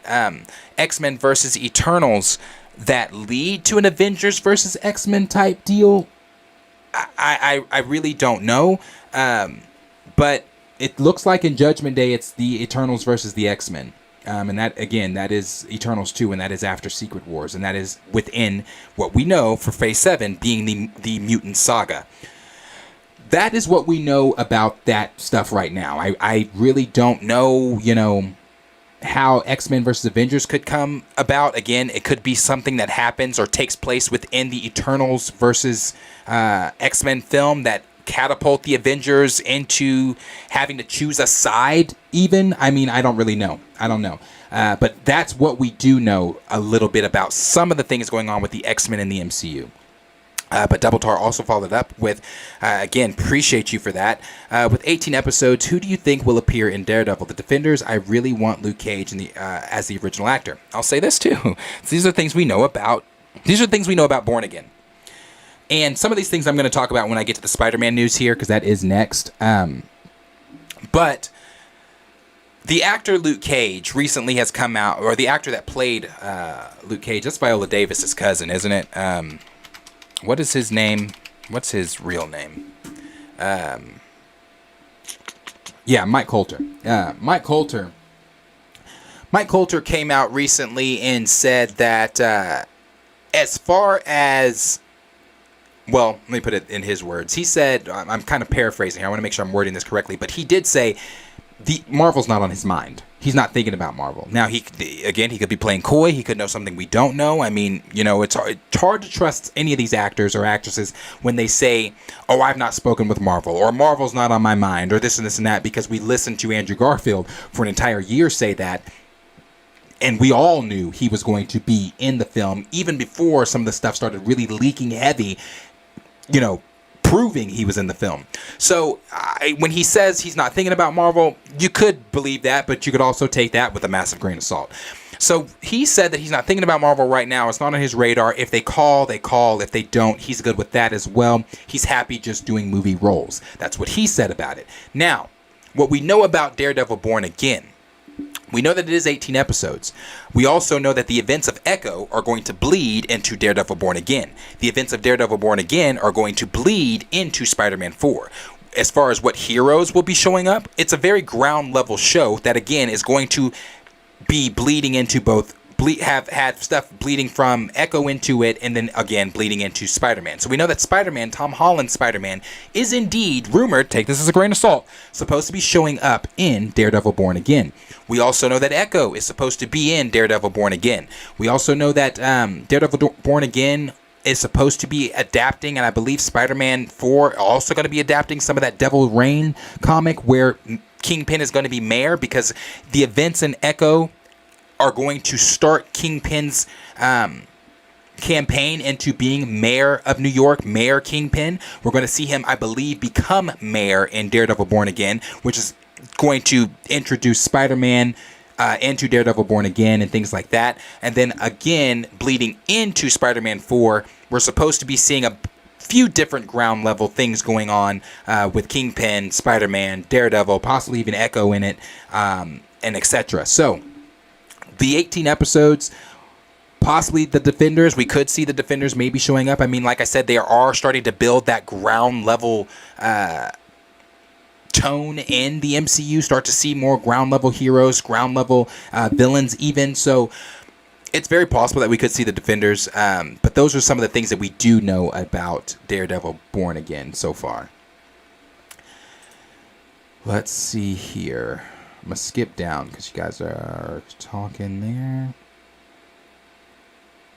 there. Let's see. Hungry Almighty said, what you said about Hulkling is how I feel about Hulk and Namor. Those two characters completely unrecognizable. Yeah. D-Stizzle said, Marvel loves changing them origins. LOL, more power to you. I know, Raymond. D-Stizzle, I know. I'm telling y'all, though. I'm telling you, you're gonna like it, D-Stizzle. You're gonna like it. He said they're allergic to source material. That it seems that way. See, Jeezy said, I've heard Kang or one of his variants wrote the Darkhold in the MCU. That is the rumor there. So I'll even touch on that a little bit. You guys remember I said, I talked about it last week, I think. Remember I said a couple months ago, I had heard that Wanda had some type of connection to Kang, and that Kang was going to possibly try to use Wanda. Now, if you remember, I said I heard that months ago, but I haven't heard anything since. I haven't heard anything since Wanda, or since that of Wanda being connected to Kang, or Kang using Wanda, or their names being mentioned together at all. Until, this past weekend, I believe, Daniel RPK, I think, was talking about some stuff involving Wanda, involving the Darkhold, involving Kang riding the Darkhold, and things like that. I don't know anything other than that on it, other than like my own speculation or theories, but that is something we definitely have heard. And it's something, again, that correlates with things I heard months ago about Wanda being used by Kang and et cetera, as a weapon. So we'll see. Hungry Almighty said, correct me if I'm wrong, but isn't Kang Reed Richards' uncle? If so, will the MCU version be Reed's uncle, even though Kang's race is completely different than Reed? He's a descendant of Reed Richards. I've seen people saying different things about that. There is a way that they could do that with him being a descendant of Reed Richards. If the Fantastic Four are indeed not going to be comic accurate, Fantastic Four, as we've heard, Kevin Feige also said a while ago that some things are going to be different than this or that, or that. What I want to make sure I'm saying it how he said it. He said basically that their adaptation, because I don't remember his words, their adaptation of Fantastic Four is going to be something we haven't seen before. So if that is true, and we do get, and I want to say this too, early on, like back in early 2022, we heard that the Fantastic Four were not going to be their comic accurate, the Caucasian, the white, be the white Fantastic Four that we all know. They're going to be race swapping them. They're going to be, if you're into that, that's what they're going to be doing. I don't really know, we haven't really heard too much of, from the casting things that we've heard, it doesn't seem like they're going to be race swapping, but it is something that's out there on the table. But if they do end up race swapping, and let's say Reed or Sue or Black or something like that, that could, I guess, be, if the MCU even touches on Kang being a descendant of Reed, that could be a way it's explained. But that's if the MCU even does that. Raymond went on to say, I thought Scar was going to replace Hulkling. I was scared for them. Them erasing a black gay character would not go over well. Rightfully so. No, rightfully so. It wouldn't have gone over well. And I thought that same thing. Remember, I had said to you guys, that we were going to be possibly seeing Scar as Hulkling instead of actually seeing Hulkling, but it looks like that's not going to happen. I don't even think Scar is going to be a part of, like we all thought he was, the Young Avengers. I don't think that's going to happen. I think Scar is going to be doing his own thing with his father. D Stizzle said, I feel that would be odd. No mocap actors coming back as different characters and all that. Took me down. Raymond said, at this point, both versions of The Lion King are going to be in Secret Wars. I was talking about the actor. I'm not familiar with him. Oh, the actor. Okay. Yeah, I wasn't familiar with him either. I'm not familiar with him at all. I tried to look at some of the things he's done, but he's definitely up and coming. He seems like he's only been in 3 different things, notable at least. I don't even want to say notable because I'm not even sure what the fuck those things are, but he's been in 3 different projects, it seems like. So very up and coming, very cheap, more than likely. Very cheap. And I talked about that with the Young Avengers too. Remember, I talked about the whole, it's not going to be hard to get a Young Avengers team together because that team is going to be cheap as fuck. Like this is not putting a RDJ, a Scarlett Johansson, this is not putting Chris Evans. This is not putting Hemsworth. This is not putting all of those big money names together. You're taking names, from the Young Avengers. You're taking names out of some of the young names that we've already seen introduced into the MCU. And that cast is not expensive at all. So I would say a Young Avengers film may be on the horizon. I'm not saying in like phases 5 or 6. I mean, we really don't know what all phase 6 is going to look like because we haven't seen the entire slate, but those are things we do know. Let's see. Jeezy said Vision was also good. Was a good indicator for Young Avengers. Yeah, that too. Chill said Mayor Cage just happened. That would be a quicker turnaround. Maybe, you know, I'm don't shoot the messenger. I'm just telling you guys what I see or is told to me through different things, you know. That's just what they're doing. D Stizzle said, I don't need Mike to return as Luke Cage. Recast someone younger, get more mileage out of the character. Omega 095 said, if Jeremy Renner able to recover in well, I'm sorry, Comic Chameleon, I skipped yours, said, this sounds bad, sir. But he said, to recover and wants to play Hawkeye again for another MCU movie. Hawkeye and Kate Bishop should team up with Peter in Spider-Man 4 and 5. We got CGC that said, ground level villains, I want to see Tombstone and Hammerhead. Yeah, we're going to get to that when we get to the Spider-Man talk, because I have some questions for you guys when we get to the Spider-Man stuff. Omega Zero also said, maybe Spider-Man 4 with Hawkeye, Kate, and Spider-Man 5 with Thor. Or maybe Hulk. We never see Spidey interact much with the oldest original Avengers members. Excuse me. So Yuri G said, Marvel always teased that Kang is related either Reed or Doom, but never made it clear on which one. That whole thing is confusing. That entire lineage of who's related to who is confusing. I don't know why this shit keeps buffering on y'all either. It's really fucking annoying. Raymond said, so regarding race swapping, when we get a Sean King biopic, will he be played by a black actor or a white actor? I'm not playing that game, Raymond. I don't know. A light-skinned brother. Chill said, I bet Ben Grimm's religion will be accurate. Oh, yeah. I bet it will be too.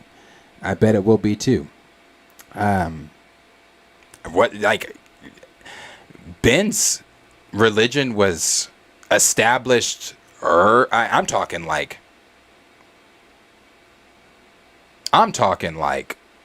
back when the very early when during the character's inception, like it was established then. So I guarantee you they will. D Stizzle said West Coast Avengers would be an opportunity to introduce Tigra, but I doubt the studio even knows or cares about this character. Well, I believe, let me make sure. What have we heard? Not really heard too much of anything in way of that one. Got it kind of mixed up. But Omega Zero said, I want a variant of MCU Peter Parker played by Timothée Chalamet. Timothée Chalamet was who I chose to be Wiccan, but you know how that went. And Hunger Almighty said, wait, so Fassbender is rumored to be the MCU's Magneto. Yes, sir, he is. He is rumored to continue on as Magneto after he, enters in whatever they're doing with the Foxverse stuff. It says, but what about Giancarlo as Professor X? I highly doubt they will make the age gap between Professor X and Magneto very big. That part, I'm not sure. Black Cinema said they just dropped Mandalorian Season 3 trailer right now. I'm not kidding. Oh, okay. I have to check that out. I'm definitely have to watch. That's one that I said I'm going to react to. Comic Chameleon said, have you been reading Moon Knight Run? It's off the wall. I have not read anything new Marvel. I have not read anything. Mega 095 said, and Lucas Till to play Spider-Man variant Havoc and New Flash 3 roles for this guy. I like Lucas Till. D Sizzle said all these rumors are bananas. They are. And then Double Tar with another super chat, and he said, Young Kang and Quantummania. Young Kang and Quantummania. Iron Lad. Could we be seeing Iron Lad show up in Quantummania? You can leave it open.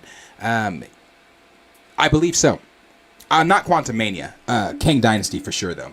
I believe so. I believe that he definitely is going to show up in Kang Dynasty. I want to say I did hear something around the way of that early on, but maybe that's changed. I'm not really sure. But Iron Lad is... I believe we're going to be seeing him because we're supposed to be seeing a lot more of Kang's variants, which this was not on the list of things to talk about, but I will say this before I move to the next topic here. One of the things that we do know about Loki Season 2, you guys remember I told you that Sylvie, an older version of Sylvie, was supposed to be the villain for Loki Season 2. Looks like that may still be on the table, but a lot of shit has changed about that, honestly. Looks like from what we've heard, let me make sure I'm reading this correctly.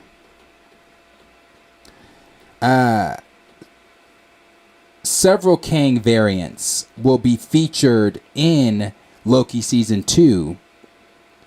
This is from Daniel RPK. Jonathan Majors recently filmed scenes as a variant of Kang for Loki Season 2. He also says that the series will feature several Kang variants and have serious ramifications for the MCU. And you know, when I first heard that Sylvie was going to be the leading villain and it wasn't going to be Kang, I was like, how the fuck do you do Sylvie if we've already done Sylvie? What does Loki Season 2 mean for Quantummania? Does that mean anything at all? Why is Kang not in Quantummania? Why aren't we seeing more variants of Kang? You know, we even heard that Victor Timely, a variant of Kang, was supposed to show up. Haven't heard anything since, but he could be that still could be one of the variants that Daniel RPK is talking about that shows up in Loki Season 2. So why I said all that to say, with all these variants showing up, with Victor Timely, with all these other variants of, you know, Kang, we know that Jonathan Majors is even supposed to be a variant version of Kang that's supposed to be the Beyonder. With all these different variants showing up, young Iron Lad is definitely probably in that list. So, but I will move here to the other here. And this is kind of what we know here about some things that Kevin Feige has come out and said about Quantummania, things that he has come out and said about, since we're talking Quantummania, let me go ahead and move into that. These are things that Kevin Feige has said about Quantummania, things that he has said about Kang. It's kind of given major spoilers. Here's what the direct is saying. So I'll read here what they're saying.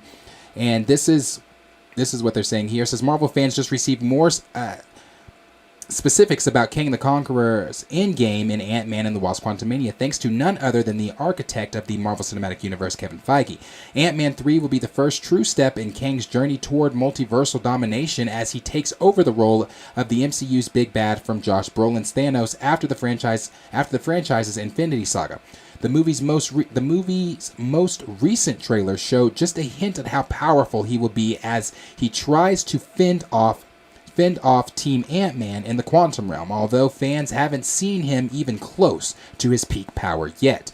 Recently revealed promotional material showed off part of Kang's level of power, showing off the MCU's take on his iconic time chair from the comics.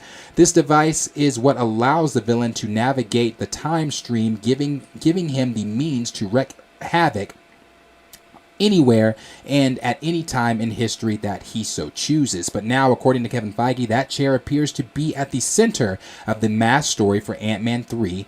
That Ant-Man 3 looks to tell. Now, before I get into what Feige said, if you guys remember, we talked about this. We talked about this in the plot leak when we read this for Quantummania a while back. When I read the plot leak for Quantummania, what did I say Kang was going to be tasking Ant-Man with doing? And that's the chair, his whole chair. He's missing his chair right now. So that whole thing is integral to the chair, as you guys all know. If you know anything about Kang, the chair is integral to Kang navigating through the time stream.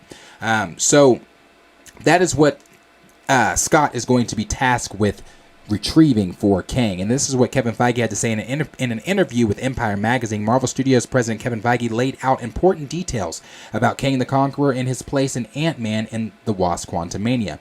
Calling Kang the obvious choice is tackling the concept of the multiverse. Feige explained that Jonathan Majors' Marvel villain is a different kind of antagonist and that he's fighting an internal battle with himself as much as he's fighting the heroes of the Marvel Universe.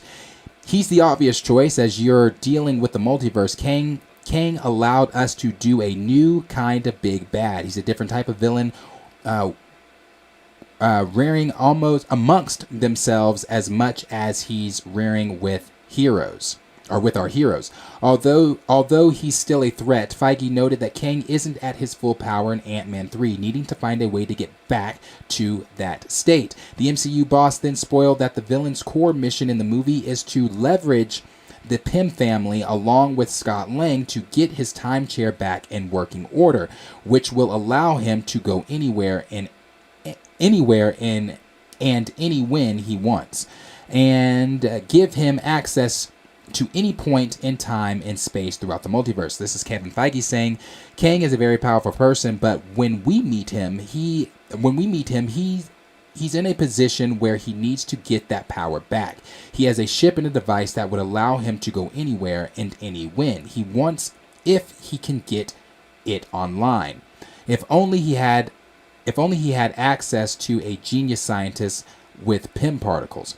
The outlet also shared a new image of Jonathan Majors from the film showing Kang sitting in his time chair. And I'll go ahead and, most of you I'm sure have seen this picture already, but I will go ahead and share the picture of Kang in his time chair, and there he is there. Kang sitting down in his time chair, and I think that suit looks fucking phenomenal. Jonathan Majors looks phenomenal. I'm really excited to see this. So it looks like it's going to be a really, really good deal here, but I will jump over here to the next thing here. Remember that everybody was saying that William Jackson Harper was rumored to be Reed Richards. We had even talked about that he was going to be showing up as Reed Richards in the quantum realm at one point. We'd even heard the rumor that he was going to be showing up as Quasar in the quantum realm at one point. Well, this is coming from the direct as well, and this is, I'm just going to start here with what they're saying. And this is from the picture. Actually, let me go ahead and show you guys this picture. This is the picture that Empire Magazine put out of William Jackson Harper as what many people are assuming is Quasar. But Daniel RPK, well, before I read what Daniel RPK had to say, thank you for the super chat from Double Tar. Thank you so much. And I will get to that in just a second, Double Tar. Give me just one moment. But this is what the direct had to say about William Jackson Harper showing up in Quantummania. They said, initially a fan favorite pick for Reed Richards of the Fantastic Four, it was quickly dismissed when it was reported that Marvel's first family was still in the process of being cast. It was eventually confirmed that he would just be a member of a rebellion inside the quantum realm fighting against Kang the Conqueror. Harper has been missing from all the trailers from the Ant-Man threequel so far, but an image of him and his character has finally been released. Empire has released a new image of William Jackson Harper's character Quaze in the Ant-Man and the Wasp Quantummania.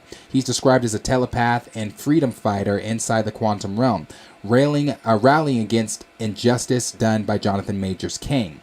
The released image shows Harper's Quaze alongside Katie M. O'Brien's Gentora, the leader of the freedom fighters. And it says, yep, that's William Jackson Harper. Sporting a beard, Harper certainly looks like a rugged rebel fighter, but there's not much else to say about his character at this point. Well, Daniel RPK said, this is what Daniel RPK tweeted. He said he's just an original character who's a telepath, nothing more.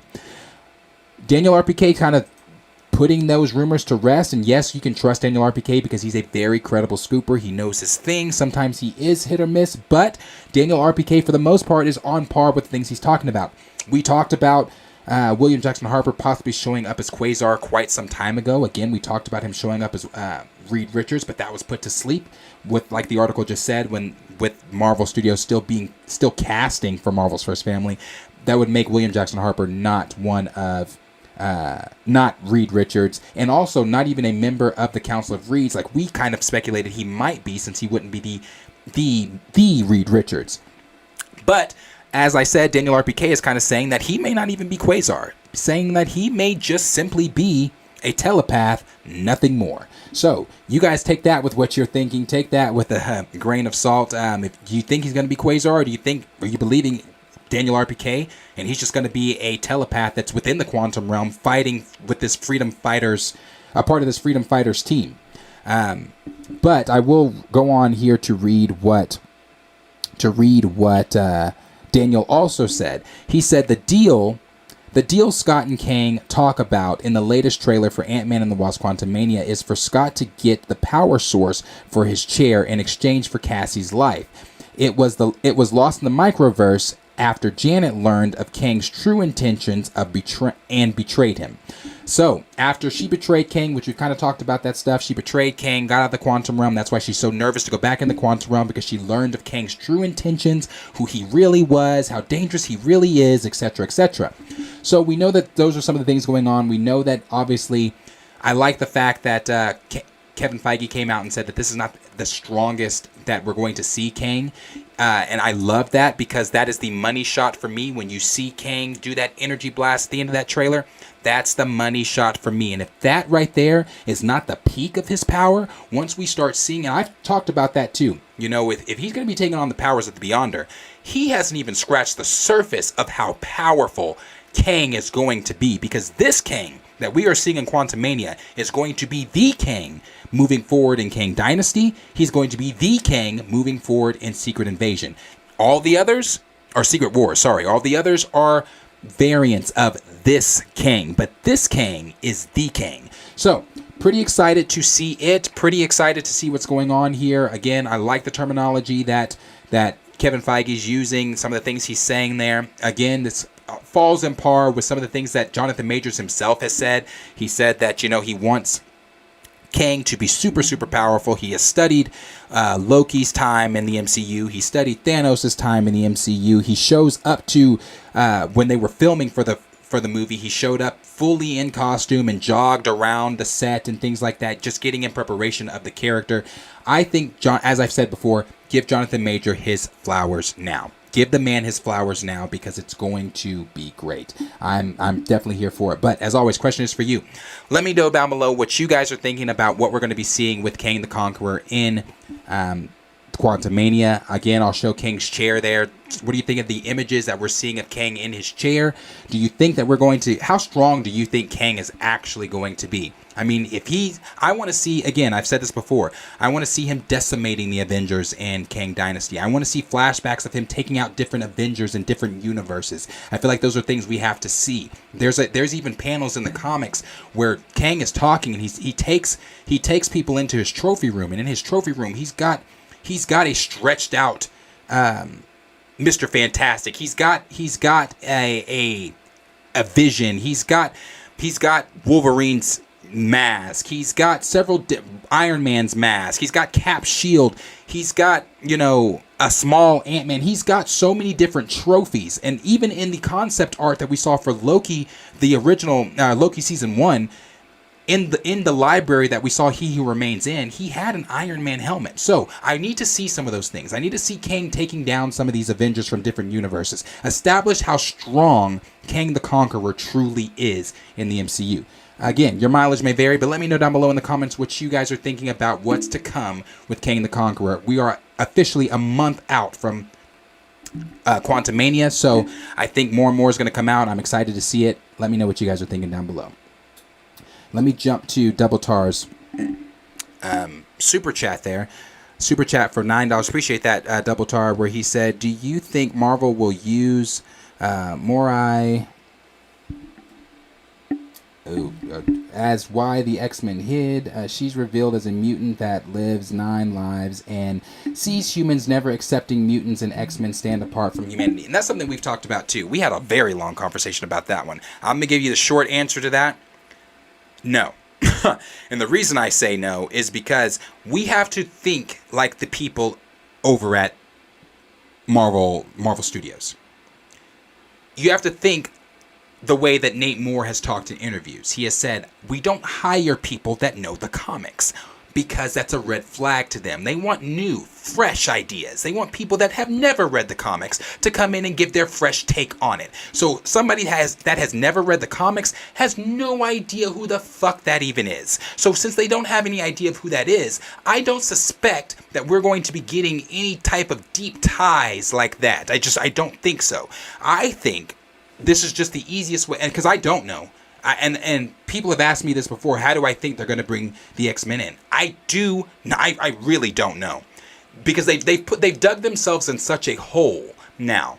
You know, granted, Disney didn't own the rights to the X-Men and things like that. They had to acquire the rights from Fox and things like that. But the hole they're in, how do you explain the X-Men's absence? And it can't be the way you explain the Eternals, because the Eternals was, well, Arishem said we can't get involved. Well, what's the X-Men's excuse? Why are the X-Men, why haven't they been here? Not only that, just to make it short, I think the easiest way to explain where the X-Men have been is just to use Cerebro.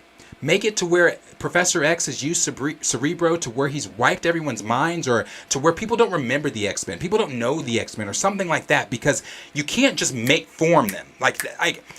Some people even said, when the Celestials, everything happened with the Celestials, it triggered the X gene and things like that. Maybe. I don't know. Marvel, this is why Nate Moore has said they are still in the early. That's 5 earlies, he said. Look up the interview. 5 earlies. Early stages of the X-Men, because Marvel Studios themselves, they don't fucking know how they're bringing them in. That's why they're in the early stages. So it's up in the air. I really have no idea how they could bring in the X-Men. Let's see. I'm gonna move here to the last topic. The last topic that I'm moving in here to is going to be Spider-Man, and some of the things going on there with Spider-Man. Let me see. If you guys can give me just one moment. Give me one momento, okay? I'm still here with you guys. Just give me 1 second. Look at him, he's heading for that small moon. I think I can get him before he gets there. He's almost in range. That's no moon. It's a space station.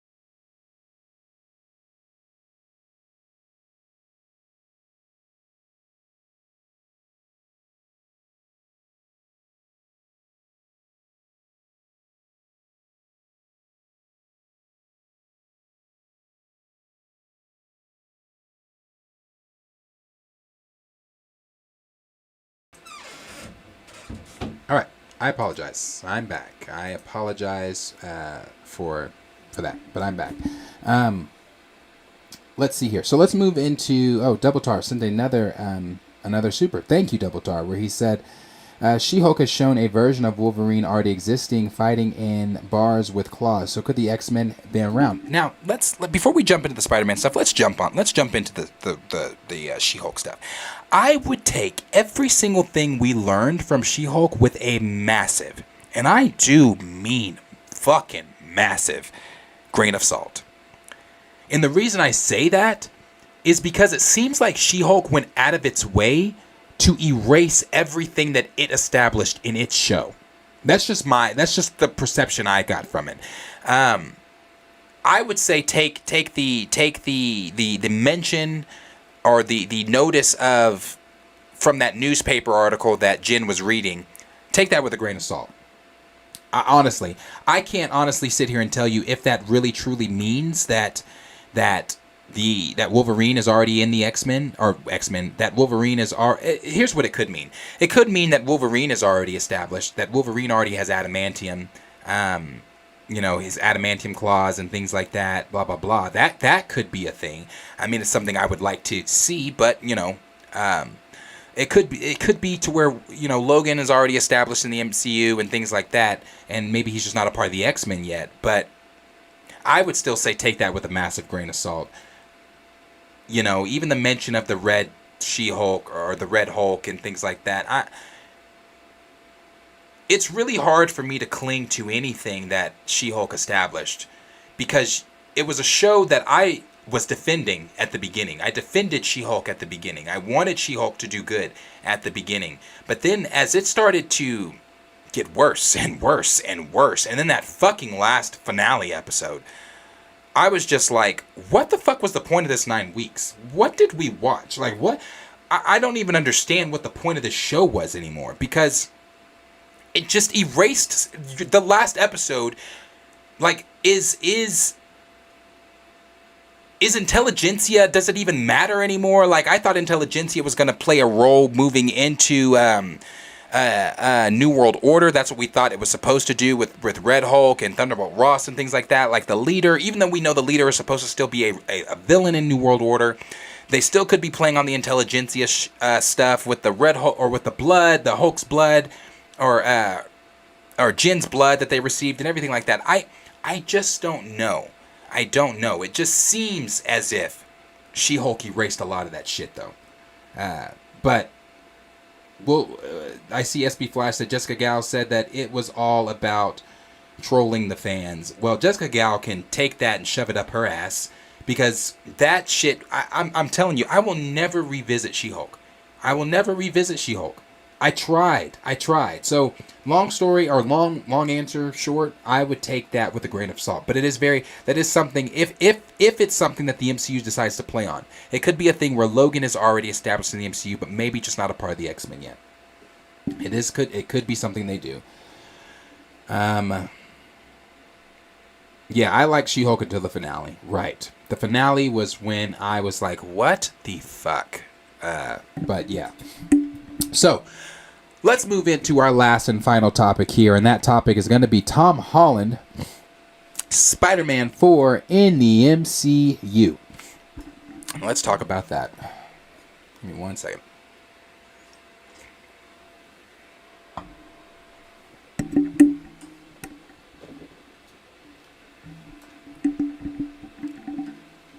An urban guru said X-Men don't exist because he who remains eliminated most mutants and the Inhumans. That could be something too.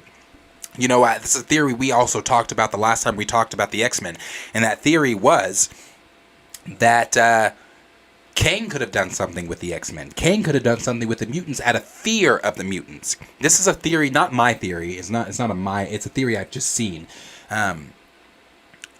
That Kang could have done something with the mutants out of fear of the mutants, because maybe the mutants, stopped him in the multiversal war or something like that. Maybe there was something that he saw at a different time stream, or I don't know, where the X-Men were a problem. The mutants themselves were a problem. So it could be one of those things too, I'm gonna make sure I say it right, like Urban Guru said, where he did eliminate the X-Men or did something with the X-Men just out of fear of the X-Men. So it's very possible.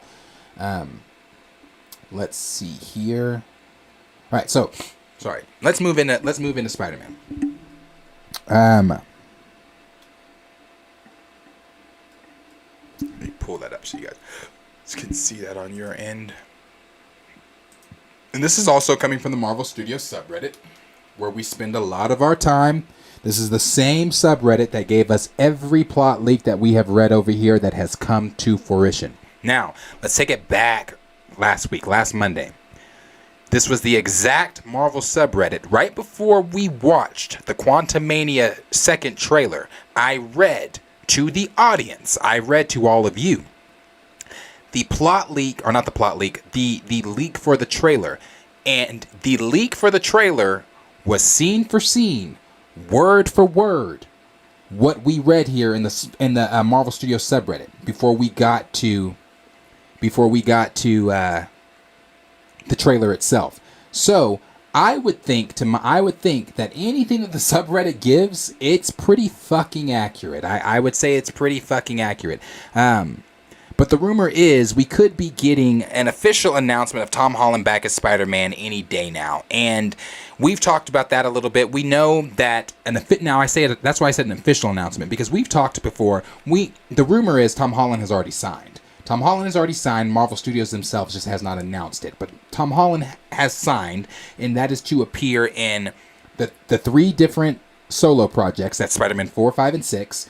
To show up, and also show up in 3 different projects outside of the solo projects, and one of those being Daredevil Born Again, Kang Dynasty, Secret Wars. So we know that those are the 6 different projects that Tom Holland has signed his contract for. We also know that Marvel and Sony have also come to a deal for Spider-Man to be used in the MCU. They have to re-sign those contracts, redo those deals, hash out new shit and all that. We know that that has been done as well.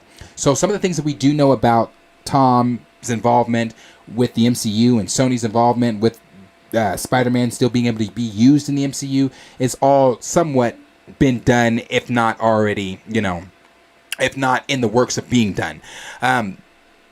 But we've talked, again, Spider-Man, Tom Holland for a while, but we have news here, again, from the Marvel Studios subreddit, and this is what they are saying. The subreddit is saying Spider-Man 4 is expected to start filming end of 2023 with a budget of $200 million will be set for the film. And we also have a tweet here from Tom Smith, and Tom Smith is another insider out there. He posts different things, as far as way of leaks or rumors or updates or news. And he said, update on Spider-Man 4. As we've discovered, Marvel is doing some internal reevaluations and slowing things down a bit. Even though at one point Sony would have preferred a summer 2024 date, don't be shocked if it's held unto winter 2024 or spring/summer of 2025.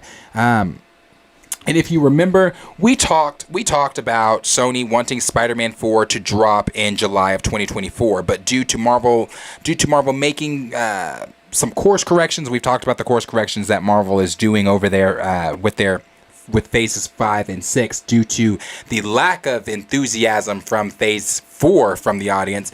A lot of course correction was made, and some of that course correction that they're making, they're going to be delaying a few different projects. And if you remember, we also talked about Spider-Man 4 possibly coming in July of 2024. That's the last time we talked about Spider-Man. The last time we talked Spider-Man, we talked that it could possibly be coming in July of 2024, but these new reports seem to debunk that, and looks like it may be coming instead of summer 2024 like Sony wanted. Looks like it'd be winter or possibly winter 2024 or spring of 2025.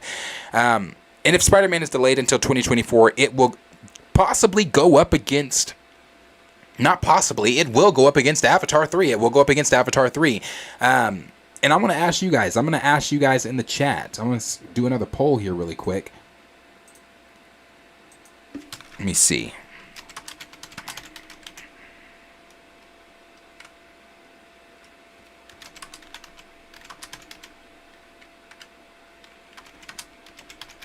I'm going to ask you guys this.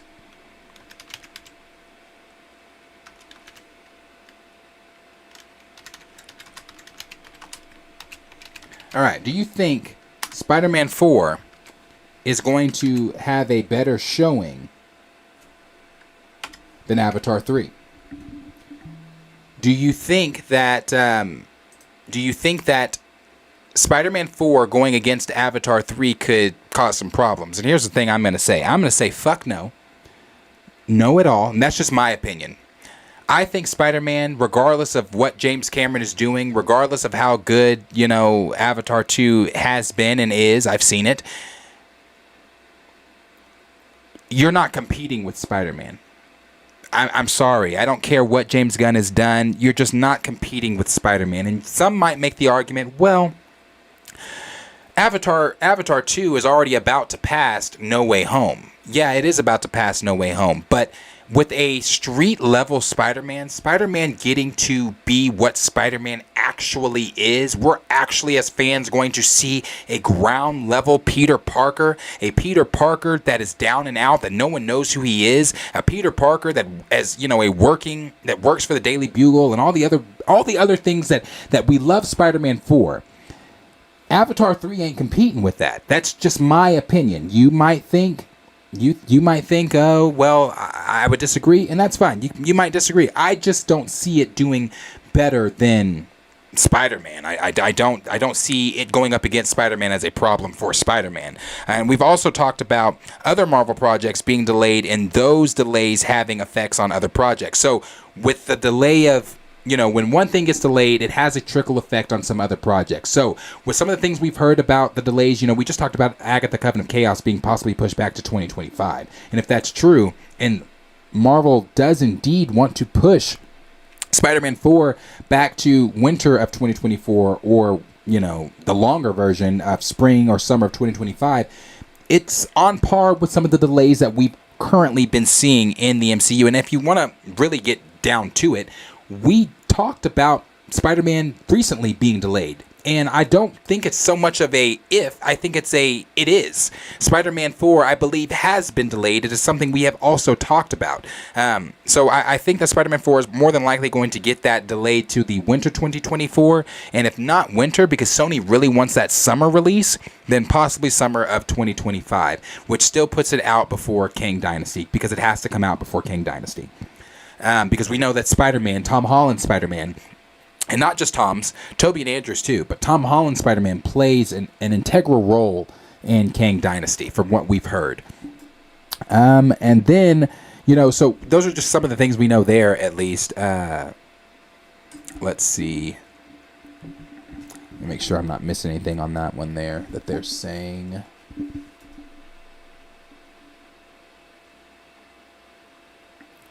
Yeah, the leaks, the things we've talked about Spider-Man showing up in Daredevil Born Again. That's something we've talked about. We know that the events of Daredevil Born Again are going to bleed into Spider-Man 4. Obviously, also with the events of Echo bleeding into Born Again bleeding into Spider-Man 4. All three of those ground-level heroes supposedly showing up in Spider-Man 4. With Spider-Man also showing up in Born Again, Daredevil Born Again.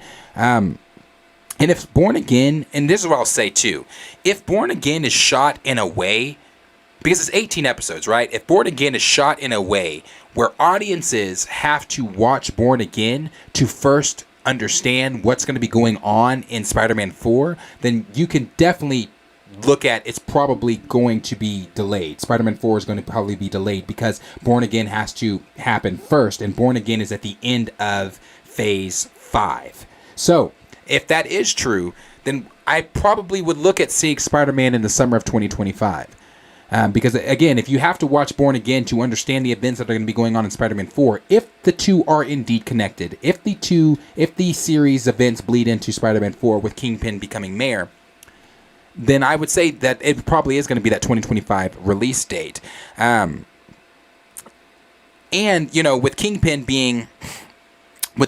being Mayor Kingpin, possibly involving Scorpion, maybe Feast with Mr. Negative and things like that. And let me ask you guys, I'll ask you guys this too. Let me know in the chat what, because I'm going to get to that when I move to the chat part, answering you guys' questions and comments and things. What villains, what ground level villains, what villains from Spider-Man's Rogue Gallery are you guys interested or wanting to see now that Spider-Man is officially ground level? What villains of Spider-Man's are you guys wanting to see in Spider-Man 4, in Spider-Man 5, in this newest trilogy moving on with Spider-Man? And like I said, Spider-Man's Rogues Gallery is super deep, and it's this is a great opportunity for Marvel and Sony, if Sony will play nice.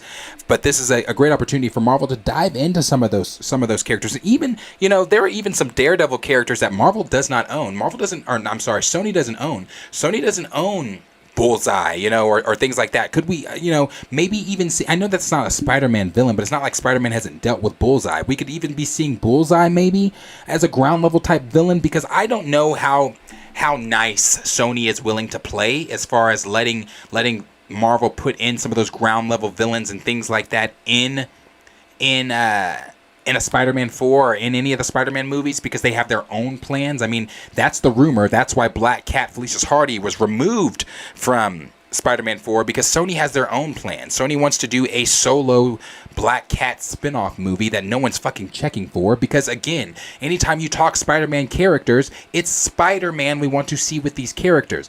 I thought Felicia Hardy would have been great to introduce in Spider-Man 4. Why? This is I've mentioned this, but Spider-Man Peter's alone at this point.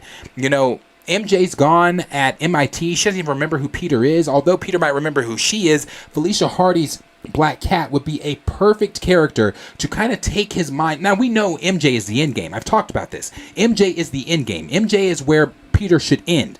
But let him have some fucking fun on the way, bro. Like, he just lost everybody he loves. Nobody fucking remembers who he is. I think that Daredevil's not going to remember who he is, but being that he is Daredevil, he's going to pick up pretty quickly on that who he is, you know.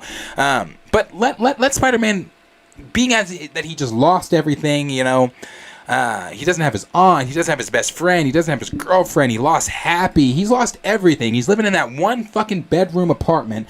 He's alone at this point. I think putting Felicia Hardy's Black Cat would be a great element to add into that film. Have them heavy on the flirtatious side.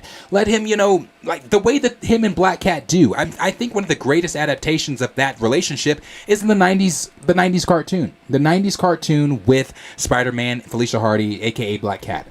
I would love to see that personally. I hope the rumor of her being removed is just simply a rumor and that she still is going to be involved in this film in some way. I don't see how you... I just think, again, if we're going to be elevating Tom's Spider-Man, we're finally on that ground level Spider-Man. He's no longer Spider or Iron Boy or whatever the fuck everyone was calling him. Felicia Hardy is just a great one to put in my opinion. And we also know that the plan moving forward with Spider-Man is to keep Spider-Man more street level, opposed to all the cosmic stuff that we've seen with Spider-Man. He's going to be more street level. Potentially superheroes, from what we've heard, potentially superheroes will be outlawed. This is a rumor. Potentially superheroes will be outlawed, and we'll have Daredevil, Spider-Man, Echo, and possibly some other street level characters working to derail Mayor Kingpin's plans, or whatever Mayor Kingpin's plans may be. We're not sure, which possibly means we could be seeing other Spider-Man villains working for Kingpin. Because I personally, we're definitely going to see Kingpin fight Spider-Man. Definitely. We're definitely going to see Kingpin, which I really want to see. I want to see that Kingpin from the Hawkeye series fight a Spider-Man. So we're definitely going to see it happen. But I also don't think Kingpin is going to, like, it's going to happen in the movie, but Kingpin's not going to get his hands dirty, especially being Mayor Kingpin. He has an image to uphold. He's not going to be trying to get his hands dirty by fighting this wall-crawling punk. Like, he's not going to do that. So what's going to end up happening, and this is the way I put it too. You've already got people from No Way Home and Far From Home that still believe, just the masses in the MCU, the population already still believe Mysterio was right. The people still believe that Spider-Man, Peter Parker, murdered Mysterio. Now, you've got the events. People may not remember who Spider-Man is, but people remember the events of No Way Home. You got all of that happened. You got J. Jonah Jameson, who is probably elevated from a podcast Daily Bugle to the actual Daily Bugle. And if he's in the actual Daily Bugle, you've now got J. Jonah Jameson still coming hard at Peter Parker. Hopefully Peter Parker's going to be working for, or Spider-Man rather, hopefully Peter Parker will be working for the Daily Bugle. But you're going to have J. Jonah Jameson going hard at Peter Parker, or Spider-Man. And if you see, obviously with knowing that Kingpin is going to be the main villain in this and things like that, that's now Spider-Man going after the mayor of New York. That's adding more fuel to the flames for the Daily Bugle, adding more fuel to the flames for people to hate Spider-Man, etc., etc. This film could be set up in such a brilliant way. So I think we're going to see those two fight for sure in the film. But I think we see our Scorpion. I think we possibly see maybe not, I'm not saying a Tombstone, but street level villains, Spider-Man villains like this working for Kingpin, doing the dirty work for that Mayor Kingpin is not willing to do. You know, I think that those are some of the things that we could be seeing. But again, I want to know what villains you guys think we could be possibly seeing show up in Spider-Man 4. And I will show this here. This is what I mean. When I say we'll see them fight. I'm going to mute this, though, because I don't want to get copywritten for this.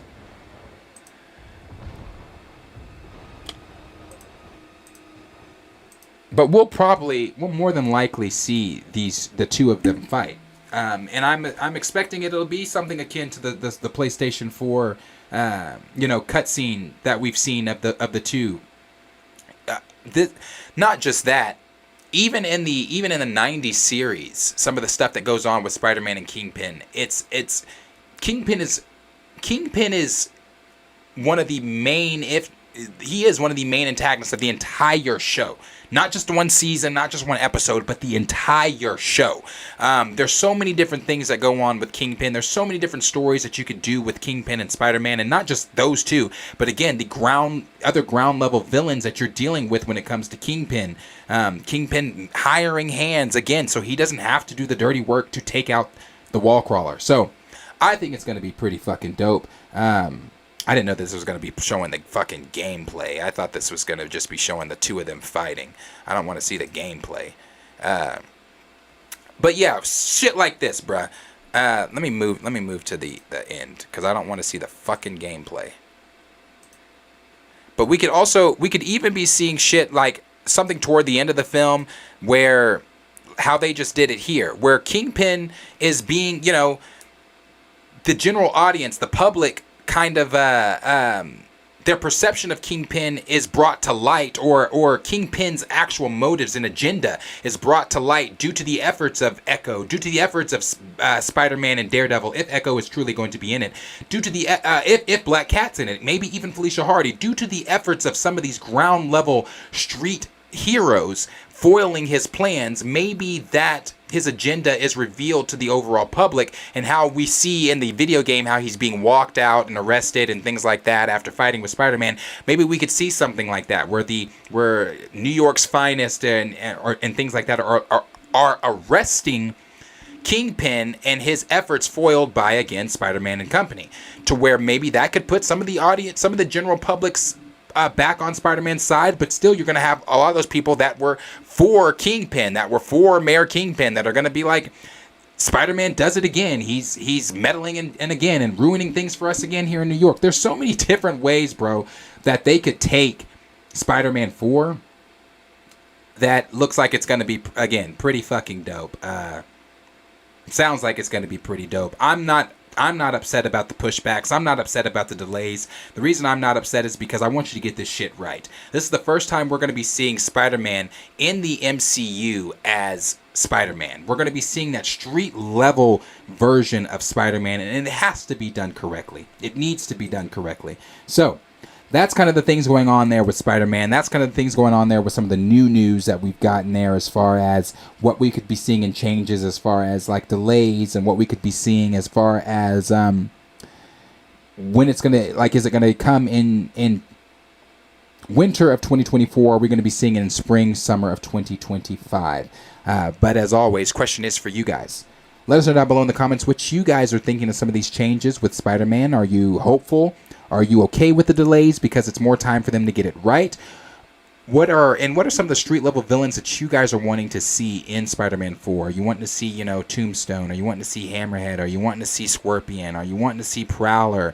Are you wanting to see any of these Hobgoblin, or any of these street level villains in Spider-Man's deep rogues gallery? What are some of the guys you guys are wanting to see there? Let me know down below in the comments, and we will move on there. And that is our last topic, so I will read some of the comments here that people are saying. I saw the hell nah, that it's not competing. Let's see. SB Flash, well, I reread that one. Double Tar said he loved the finale of She-Hulk. They only changed the ending of the series, but they teased Wolverine twice heavily. They teased Red Hulk, and now we know Red Hulk has been cast as Thunderbolt Ross. Yeah, we do know that. We do know Red Hulk has been cast as Thunderbolt Ross.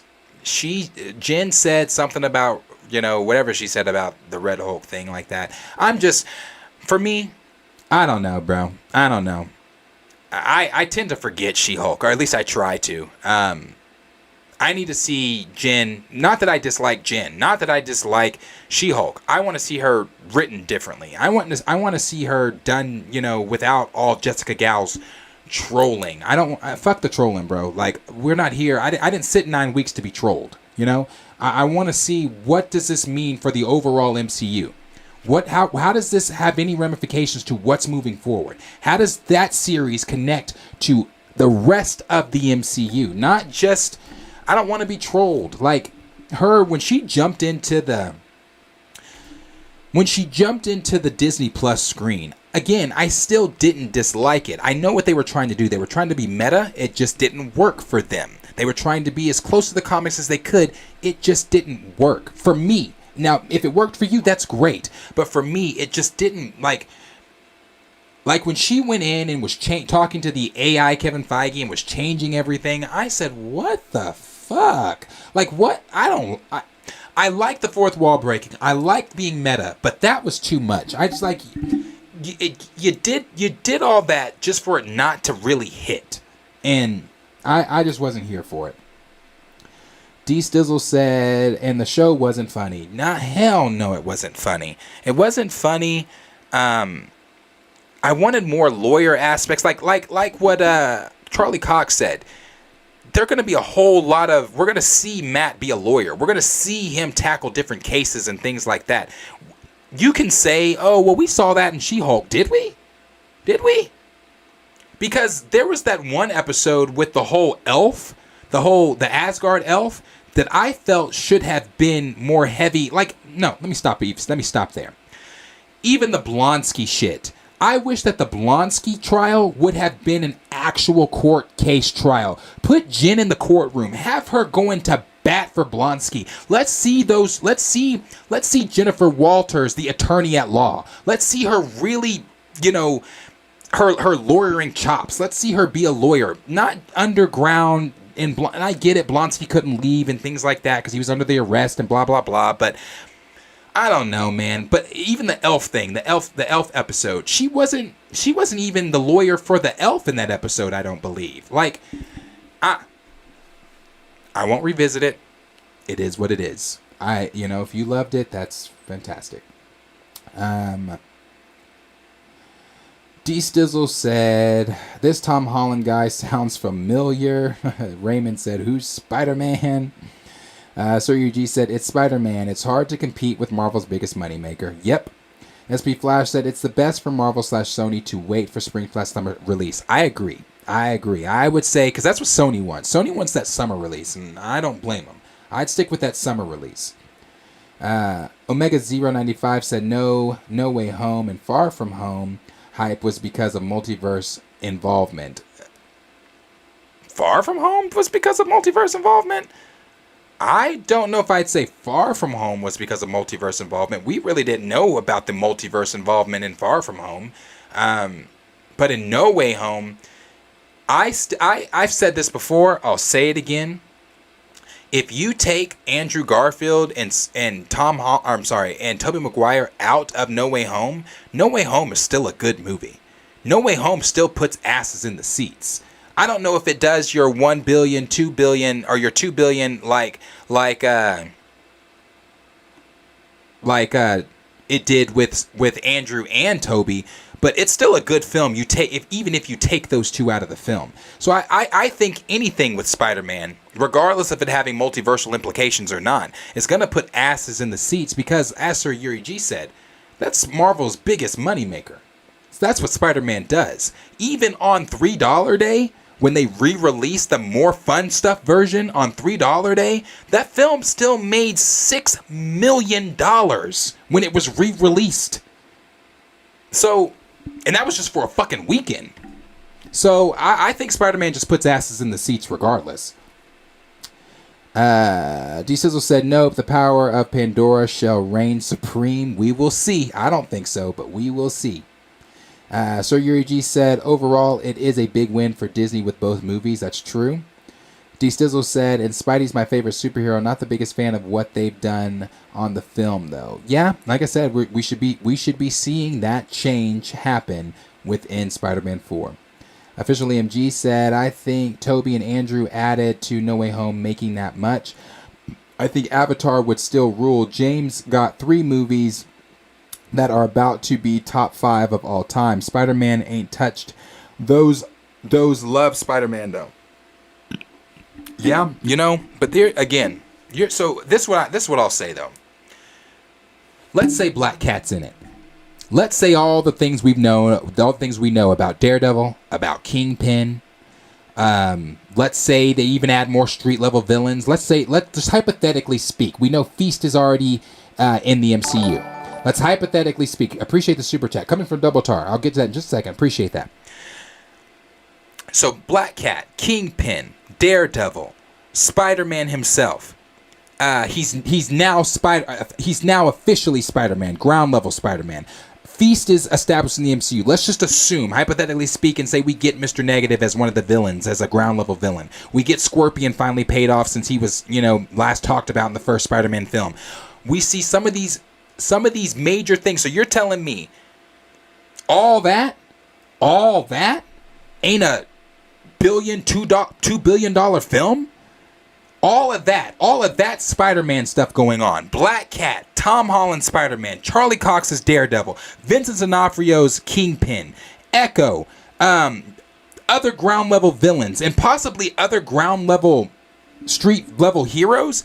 All that, I would take the street level heroes with a grain of salt for real. But all that you don't think that competes with Avatar?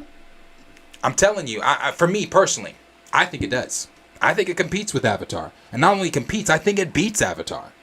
Yeah, Andrew and Toby added to that. Added to having that hype. But who's to say that Vincent D'Onofrio and all the other names in there, knowing that this is an official Spider-Man film where he's no longer Iron Boy or whatever the fuck everyone was calling him, knowing all that, you still don't think that puts asses in the seats over Avatar? I think so. Just me personally. Let's see. We've got... D. Stizzle said the next film could be their Amazing Spider-Man 2 or... I forget. What's SM3? Just Spider-Man 3? Are we just talking Toby Spider-Man 3? Raymond 2000 said Doppelganger. I like that one. Yes, sir. Omega 095 says Scorpion. That guy was really missing after the first Homecoming post-credit. I agree. Raymond also said Hobgoblin with Ned being Hobgoblin. I've said that too. I agree. D. Sizzle said Tom's trilogy was only successful because of Marvel's involvement. Before that, they were 3, 4, 5, and Into the Spider-Verse was their best film, in my opinion. Into the Spider-Verse is their best film. I agree. On that part, yeah, it's definitely their best film. SB Flash 1523 said, I want Scorpion to get his rematch with Spider-Man, especially with his connection to J. Jonah Jameson. Right. Gray said Tombstone, Chameleon, Shocker, Scorpion, Black Cat. Yes, sir. Absent Good said, man, what can they put on Spider-Man 4? Hope we see Doc Ock.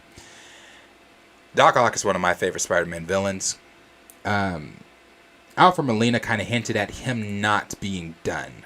I don't think that that's anything for the Spider-Man trilogy. I think that that's more... I don't know what that meant. Honestly. I think that's more towards some Secret Wars stuff, but we'll see.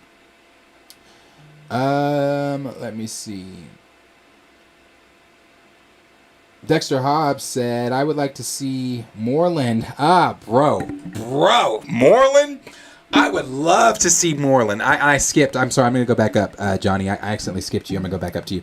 Bro, I would love to see Moreland. But see, Moreland's just not a street-level villain. That is Moreland is so much bigger than a street-level villain for Spider-Man.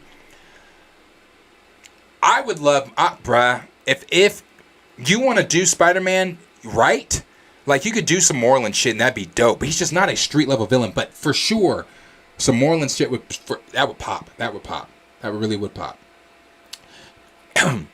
Johnny said, I don't think the spell worked on Daredevil because he's blind and he can't hear rhymes of heartbeats, so he has a loophole and he can hear. Right, that's true too. And that's why I was saying, even if it did work on Daredevil, he's gonna figure it out like that. Like, he's gonna be like, oh, okay. Like, he's gonna put 2 and 2 together for sure. D-Sizzle said Spider-Man cartoons and her video game appearances. D-Sizzle said he needs to team up with all available street heroes in connection with the Fantastic Four. Yeah, I agree. The Jinx said maybe we'll finally see Scorpion being a minion for Kingpin. And that's what I was thinking. I was thinking we're probably... Like, Kingpin's not going to want to get his hands dirty in Spider-Man 4. You got to think. all that campaigning and work he's going to be doing, that we're going to see him doing in Echo, that we're going to see him doing in Born Again. Believe Born Again is when he's going to become Mayor Kingpin, and that's just going to bleed over into Spider-Man 4. All that he's going to be doing to establish a campaign, to establish a face for himself, to establish a rapport with the people. He's not going to want to get his hands dirty by taking out some annoying, in my business, web-slinging wall crawler. He's not going to want to do that. So that's where you go to your Scorpions. That's where you go to your Tombstone, Hammerheads, those type of guys. Be like, hey, I got a problem. I need you guys to fix it. And it's the Spider-Man guy. I can't have him interfering with my campaign. I can't have him interfering with my plans as mayor. I think that's where you start seeing Scorpion being hired and some of these other guys for sure. For sure. And I hope that's what they do. SB Flash said Spider-Man 4 filming at the end of 2023 fits with Born Again being finished with filming in December. Yeah, that's what I'm saying. I feel like it's going to be one of those things where you have to watch Born Again before you watch Spider-Man 4 to understand what's going on. If indeed Spider-Man does show up in Born Again and those events bleed in. D-Stizzle said dope intro / boss fight. Yes, bro. That's a game I'm going to play live with you guys. Kellen gave me, I have his PS4 and everything like that. And I have a few games and things when we start doing the members only streams and things like that. I'm going to play Spider-Man 4 for sure live. Johnny Stevens said QuickTime footage still counts as gameplay. Yeah. D-Stizzle said similar to Into the Spider-Verse, I was shocked how good this game was. Yeah, this game was so fucking dope. I love this game.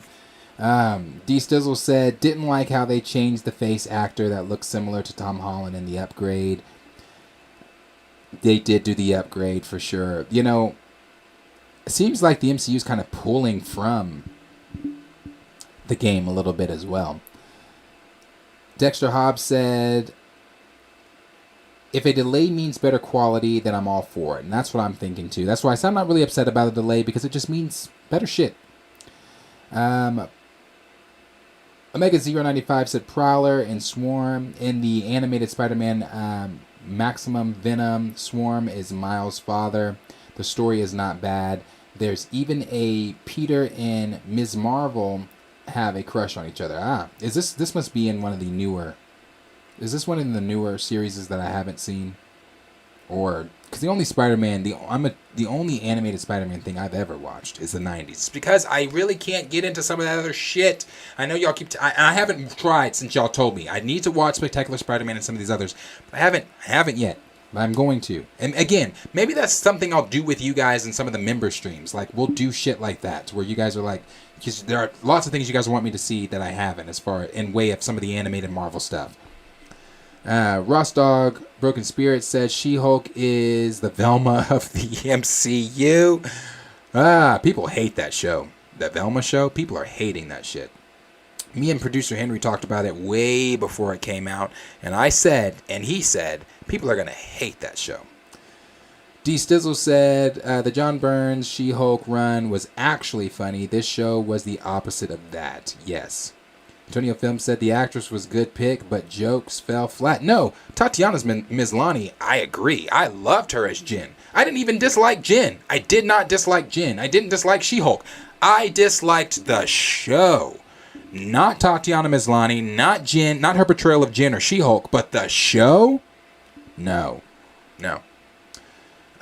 Stizzle said Blonsky was also lame. Oh, super fucking lame. I hated the voice they did for Blonsky too. Like, why not have the voice from Hulk? The way he was talking, like from the Incredible Hulk 2008 film.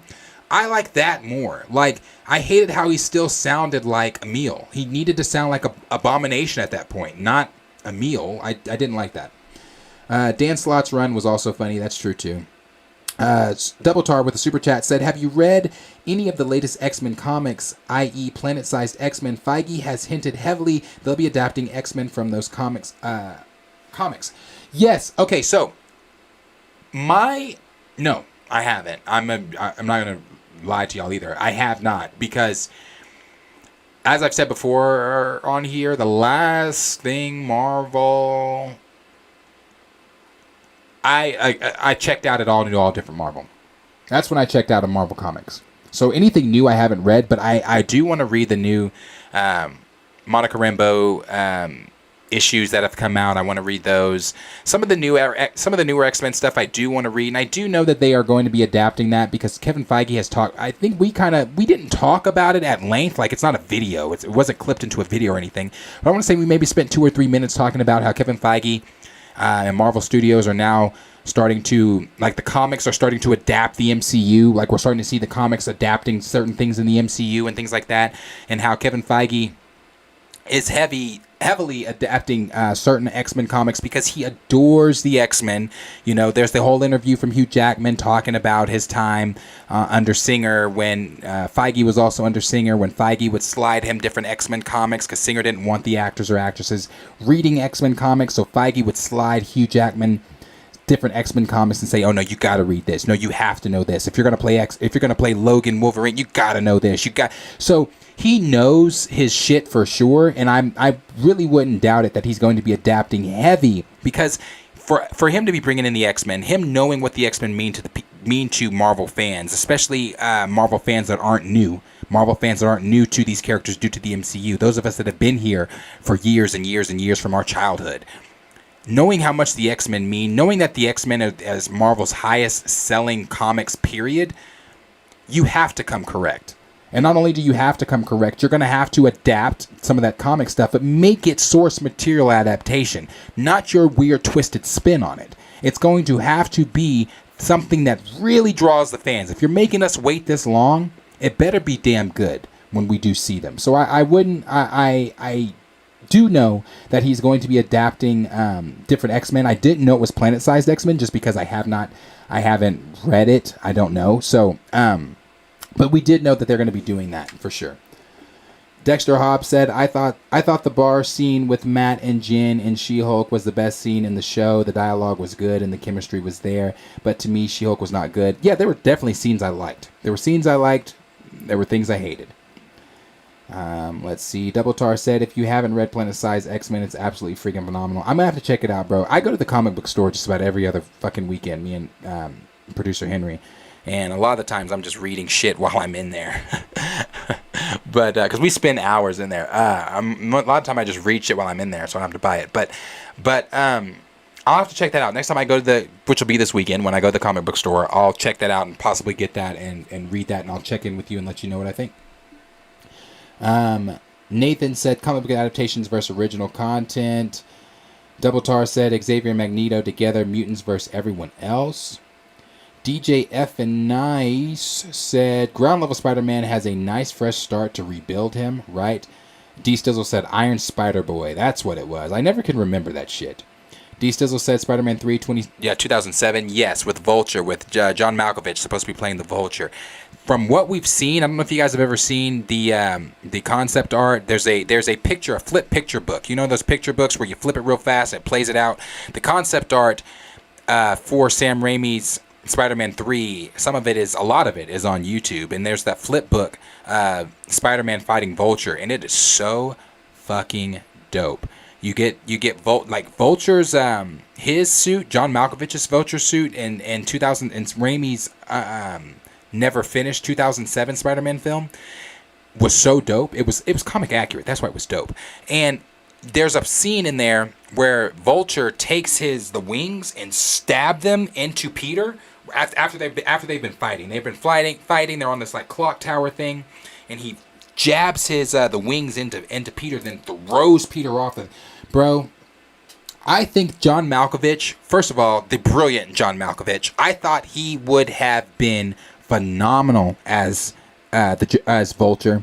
And just the things we saw from what Sam Raimi wanted to do until Sony was like, nah, we need to beef it up. So we need to throw in Sandman. We need to bring back Green Goblin. You need to throw in Venom, even though it's a fucking terrible adaptation of Venom. Bring in all that shit, and then we've got a good movie. For it to turn out to be one of the worst Spider-Man movie ever, in my opinion. I'm sorry. I hate Spider-Man 3. Hate Spider-Man 3. Hate it so fucking much. If they just would have let Sam Raimi do what he wanted to do instead of trying to juice up this shit, because Sony gonna Sony, That's what you got. And it was just awful. Awful. DJF and Nice said they could even introduce Vulture again since he doesn't know his identity. Yeah, that's true. That's true. They got to make sense of that, though. They got to make sense of this shit. You know, we had Vulture going over to Sony talking to fucking weirdo-ass Morbius talking about, I don't know why I'm here, but it has something to do with Spider-Man. Like, what the fuck? Like, who wrote that? Who the fuck? Like, no, they got some plot hole fixing to do before. Yeah, they got to fix some shit. Dexter Hobbs said, I'm sorry. Raymond said Moreland isn't street level. No, he's not street level at all. Like, Moreland's not a street level villain. That's why I said, like, you could do Moreland, but he's just not a street level villain. Another super chat. Thank you. Double Tar with another super chat, and he said, let me go to that so I can read what you said there. Well, actually, I'm about to be right there, so bear with me.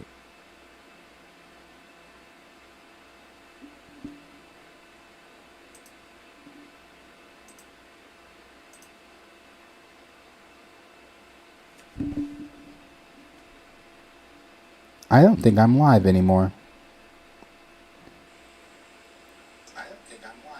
Oh, wait. Am I still live? Can you guys see me? Because I can't see you guys.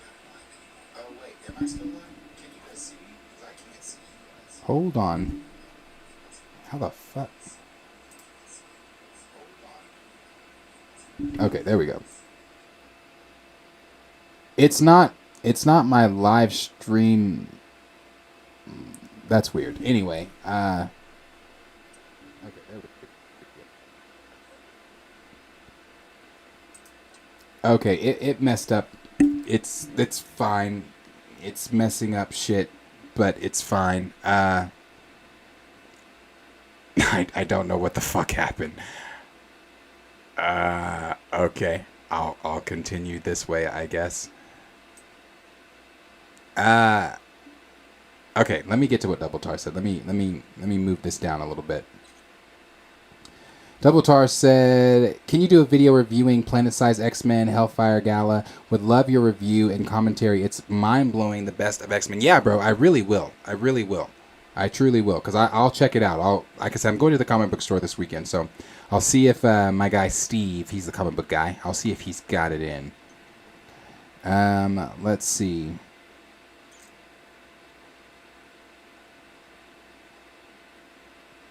Raymond said they need to just hire you to write the next film. Are you talking about the next? Bro, I've put so much thought into what Spider-Man 4 could be, just because I adore Spider-Man. Like, there's my guy, there's T'Challa, and then there's Spider-Man. Like, I adore Spider-Man. He's one of my favorite Marvel heroes, and I put so much thought into, since we finally get Spider-Man being Spider-Man, I put a lot of thought into where this could go, what this could be. I mean, still make Kingpin mayor, but you need to make him so fucking like a crooked fucking politician, like crooked as fuck. Make him a crooked politician, but at the same time a crooked politician that wins over the people, because we need to have it to where the people still hate Spider-Man. Not everyone, but majority of people still hate Spider-Man due to the events that just happened in No Way Home, due to the events from Far From Home with Mysterio. Now he's going after the mayor. J. Jonah Jameson has built some type of rapport against him, like he's a menace, he's this, he's that, you know, no matter where Spider-Man goes, chaos and calamity follow. Like, we need to see all of that shit. Like, it needs to be, he's already down in the dumps. They need to play harder on that. Like, seriously, like I put a lot of thought into it, man. Like, I could go and go and go and go and go. I've put a lot of thought into what Spider-Man 4 could be. D. Stizzle said Moreland should be the main antagonist in Across the Spider-Verse. Odd that he isn't. Maybe in the third film. Maybe. I've heard Spot is still the villain in the third film as well. That's what I've heard. ADCTW said, I just really hope that Spider-Man 4 is going to be similar to the PS4 game. You know, like I said, they seem to be drawing a lot from that PS4 game. Executive Judge said Spider-Man vs. Avatar would be a fun contest to see. It really would be. it would, and I hope it's something that does happen. I want to see it. I just want to see, regardless of who wins, because I don't care. I like both franchises. I just want to see what happens. Like, who outdoes who. Sir Yuri G said, honestly, if they want to make it a good street level moment, they should take inspiration from when Spidey first fought Kingpin, the Ultimate Universe. Yeah, that would be dope too. Asher said, I just got a full view of Adam, but some parts look off since he's wearing armor. Yeah, and the lighting too. Like, I need to see him out of that yellow lighting. Like, I need to see him in a different lighting to be able to see the suit, to be able to see it accurately. And I want to see it with the VFX effects on it for sure. D Stizzle said the Miles Morales game was, oh yeah, just as good. Not great, but just as good. I'm probably gonna play that one too. I'll play both of them with you guys. Like I said, I'm gonna go get Jedi Fallen Order. Play it with you guys. Like, there's a lot of games I want to play live and just hang out in the chat with you guys. Executive Judge also said, wasn't Spider-Man Homecoming street level? I'd say so. I'd say it was street level. I mean, I'd say so. Let other people tell it it's not, but I'd say it was street level. Some people say it wasn't because Iron Man was involved, but I'm like, what the fuck? Okay. It's still definitely street level, though, in my opinion. Now, the cameos that he's done that Spider-Man has shown up in haven't been street level, but outside of Civil War, but his film, his first two films are street level films. I mean, even the shit that goes on with Mysterio, it's still a street level type of film. Like, I don't know. Let's see. Asherah said, by the way, what the fuck is that? King and another, who's that? Is that a super chat from Double Tar? I'm gonna Double Tar. Thank you so much. It means the world. Thank you. Let me get to that in just a second. One moment. Asherah said, by the way, what the fuck is that King and Loretta statue? It cost $10 million from an artist who only does body. Bro, all I'm gonna say about it is this. It needs to be remade, in my opinion. And the reason I think it needs to be remade is because, what the fuck is it? I've seen the image that it's supposed to be. I know what it's supposed to be. But why would you not show the Kings in all their greatness? Give me Dr. King and Coretta Scott King's faces. Give me a full statues of them, like we have full statues of some of these white colonizers. I want to see that. How we see some of these white statues in all their glory, like Robert E. Lee and all that shit. How they have statues up, unless that was, I think, wasn't his pulled down or demolished or something in 2020 during the riots or whatever. But they still had a full-fledged statue of Robert E. Lee, and it was him, head to toe. That's what I want to see. When I went to Atlanta to visit my sister in Atlanta, I call her my sister. She's a family friend, known her forever. I visited Coretta and Dr. King's grave memorial sites. I walked through Dr. King's church with his last sermon playing, and the goosebumps that'll give you, my God. I walked through there. I sat in the actual jail cell that Dr. King sat in. I toured his home, his neighborhood. I walked where Dr. King walked when living in Atlanta and things like that. But I think if we're going to see those different, if we're going to give them some type of memorial, like some of these other white statues, why is it just their arms? And again, looking at it without it being explained to you, you don't know what the fuck it is. So people that are going to go up and see that statue are going to be like, what? And then someone's going to have to say, oh, well. Then they're explaining them. Then after looking at it, you're going to be like, oh, okay. I guess I kind of see that. Yeah, bro, when I look at Robert E. Lee, I don't go, oh, okay, I kind of see Robert E. Lee. No, you see that motherfucker. So we need to be, in my opinion, I think it's still shit. I don't give a fuck how much people have explained, like, oh, no, you just don't get it. No, I get it, but it's still shit. And it should be something different. Just my opinion. Let's see.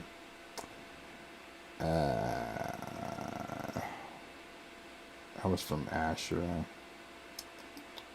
He said, I thought Blonsky was going to be a hidden villain. He was playing Jin the whole time. I thought he was too.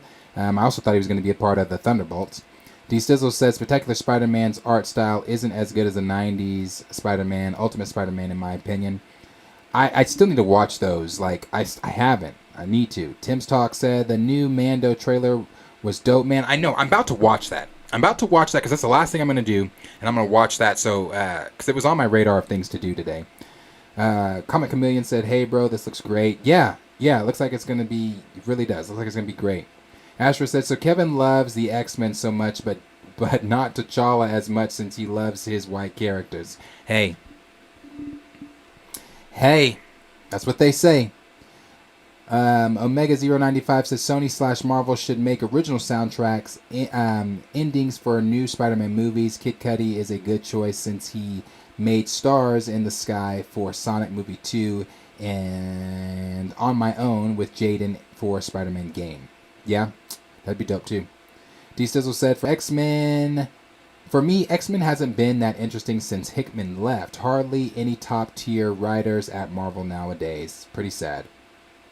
And then he said, hey, can you send me that run, sir? Need Pobox. Yeah, if you're talking about, for me, are you talking about, which run are you talking about, Comic Chameleon? Official MG said, now the MCU X-Men, that's $1 billion franchise if they get it right. Oh, for fucking sure. They just got to get it right. D. Sizzle said, those Venom films still piss me off. Dexter Hobbs said, I want to get into X-Men comics. What's a good place to start? You know, I'm going to be generic here. I'm going to say Days of Future Past is a great, I love Days of Future Past.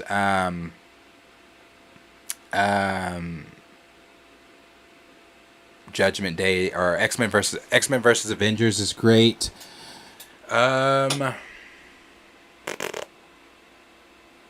Anything with the Uncanny X-Men, I think is great too.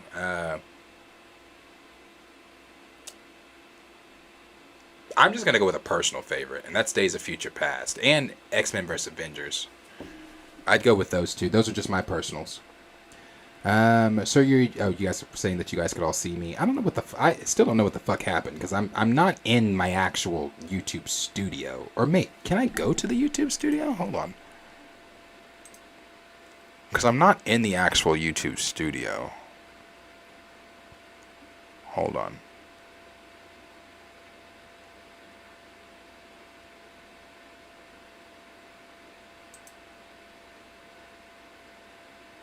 Is it not going to let me click on...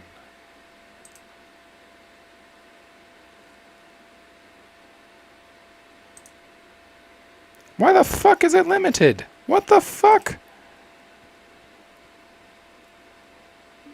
I didn't do shit. What the fuck? YouTube be hoeing me, bro. What the fuck? I didn't do shit. What the fuck did I play this video or this stream? I didn't play anything.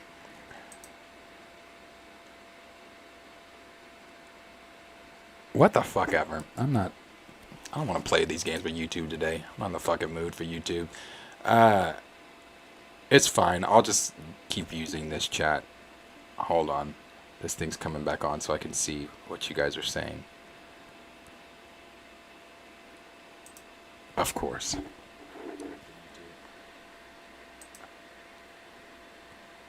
Shit, hold on. This thing is fucking... It's bringing the chat back up so I can see what you guys are saying because I can't see it right now. Fucking retarded.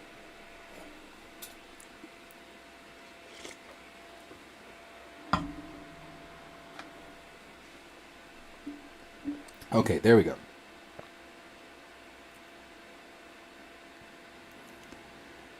Okay,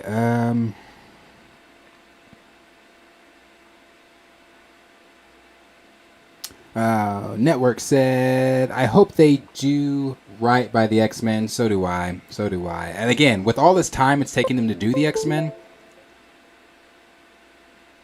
they need to do them right. For sure. Let me see. D. Stizzle said, I know y'all are excited for Hypno Hustler and El Muerto. Oh, yeah, that's high on my fucking list. I can't wait for those. I've already got my tickets for El Muerto. Kenny said Mysterio was right. Did you guys get your tickets for Quantummania? Speaking of, didn't they go on sale today? Omega 095 said Marvel needs to hire not your average flight for a role in a Spider-Man movie. His reaction to the trailers of Spider-Man is the best. He called Doctor Strange Superman and Batman is Marvel. D Stizzle said, I could also come up with some interesting storylines. Yeah, bro. Like I'm telling you, we as the fans could write a better movie. D Stizzle said, their video game and animation department does a much better job, though. I agree. This is from Double Tower for that super chat that said, where to start with latest X-Men?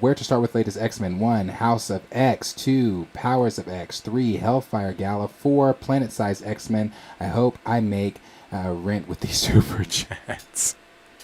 Thank you, Double Tower. Like it means so much that you even don't send anything else. I need you to make rent. Keep that roof over your head. Thank you so much for the super chats that you have sent to me. And like I said, it really means a lot that you fuck with me on that level. So thank you so much. Then we got Official EMG that said, Homecoming was street level, which is why it's my favorite of the Tom movies. The executive, I was talking to, I was there. Double Tar said, if Marvel does these versions of X-Men, the MCU will be straight fire. I agree. Kenny said 10-foot statue of Bobby Lee would be way better. Raymond 2000 said the statue is scary looking. I didn't know what it was at first. I went to his church too. Yeah, the whole experience down in Atlanta is it's an experience that I feel like we all in this community should experience. Everyone a part of the not just the black community, but everyone should experience that. Go down to Birmingham, Alabama too. Birmingham is another one. You know, I have not been, but my family has gone. My mom and her sisters and my grandmother and her sisters and things like that. They went down to Alabama, Birmingham, and I forget the museum they went to. But there's a museum where you can get on it's a very immersive museum. It's very like, anyway, I know at one part they said they got on the bus and it's depicting those times. It's a bus when you get on and you hear the bus driver say, niggas in the back, get to the back, get up. You niggas can't, like when you get to the whites only water fountain that you still hear the audio, niggas don't drink from the whites only fountain and things like that. They have like the different audio playing in different sections of the museum that make it real, that make you kind of remember or, have some type of experience, since we weren't there, of what our ancestors and things went through that time. I think things like that are definitely things people should be experiencing for sure. Dexter Hobbs said, the statue looks so weird, man. I agree. Let me see. D Sizzle said, I feel big, expensive statues was always a waste of money that could be better spent on worthy charitable organizations or school. I agree with that too. Comic Chameleon said, the X-Men, Hell Gallo, and Planet X-Men. I continue to run to both of those. You forget our own comic book shop. Comic Chameleon, our own comic book shop. Wait a minute. I continue to run to both of those. You forget our own comic book shop. Where do you live, Comic Chameleon? You're not from here, are you? Nathan said, I thought with the incursion that maybe we get mutants by merging two universes together. But after Ms. Marvel, that's never going to happen. Oh, no, I don't think so. And we got D-Sizzle that said, Marvel pissed off Kamala Khan fans by changing her powers and turning her into an X-Men. Yeah. Omega Zero said, I recommend you watch Spider-Man Maximum Venom, but in other title, it's called Marvel Spider-Man. Skip to season 2 to see how Peter and Kamala relationship's going. It's really cute. It's really cute, better than Peter and MJ, really. have to check it out. Again, that's one I'll have to watch live with you guys on the member stuff. Comic Comedian said, I need your P.O. box for you because I can send you Hellgala Planet. Oh, really? You forget that's what you own, a comic book shop. That's right. That's what you were saying there when you said our own comic book shop. You own a comic book shop. That's right. Yeah, you know what? Okay, yes, Comic Chameleon. Officially MG said Kamala is going cosmic in the Marvels, but she is a street level hero. It would be cool to see her interact with Peter in the future, either in the films or other projects. It would be. Omega 095 said, or just search every Peter and Kamala moment in Marvel Spider-Man in YouTube, and you found the Maximum Venom animated, and you should see the Maximum Venom animated series. I'll have to check it out. Comic Chameleon, Double Tar is wanting to know what the name of your comic store is, and so he can order from you. Yeah, I'm gonna get with you, Comic Chameleon. Kenny Pierce said Confederate statues are participation trophies, runner-up prizes, if you will. Executive Judge said, I think Agatha Harkness was a fun villain in WandaVision, but no, not a good villain. Hopefully that changes in the Agatha show. What's your take on it? I think the Agatha show is going to be great. It's one of my most anticipated. I've talked about it at length many times. I cannot wait for the Agatha show. I don't think Agatha is the villain in her show. I think she's going to be villainous, but I don't think she is the villain in her show. And I could be wrong.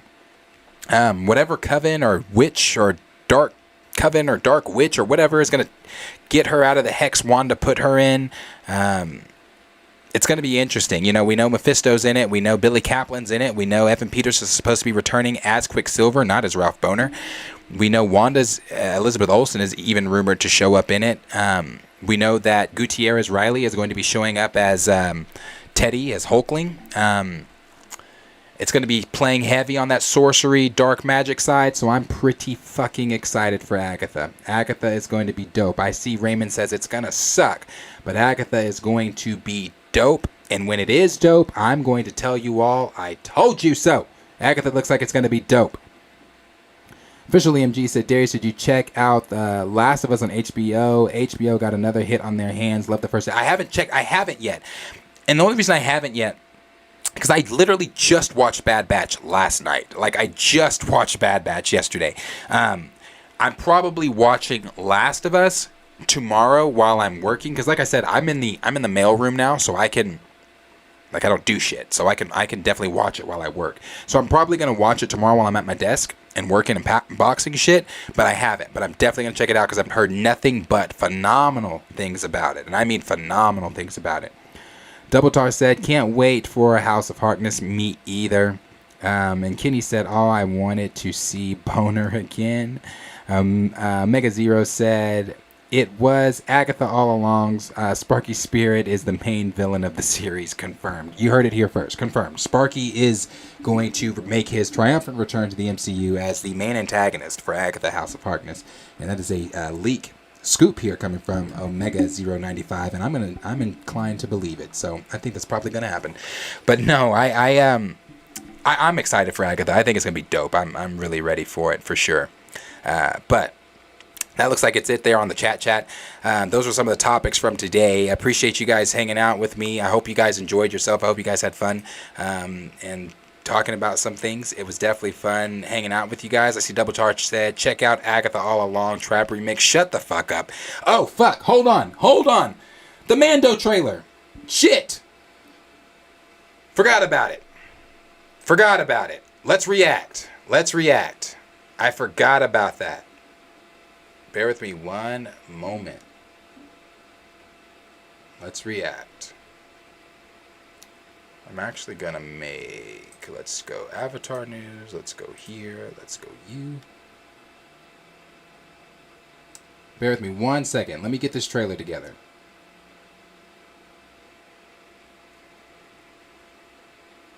Amanda. Oh, there you are.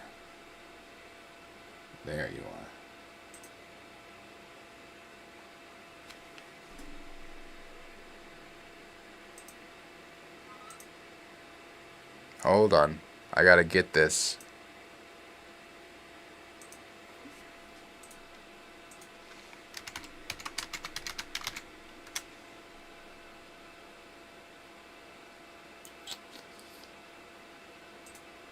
Bear with me 1 second. Almost got it out. Okay, let's watch this shit. I'm interested to see what Lucasfilm has.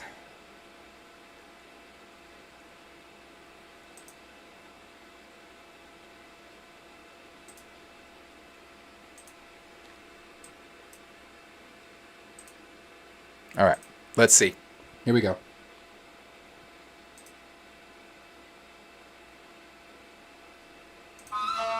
Our people are scattered, like stars in the galaxy. What are we? What do we stand for? Oh, shit! Multiple Mandalorians! Being a Mandalorian's not just learning about how to fight. You also have to know how to navigate the galaxy. That way, you'll never be lost.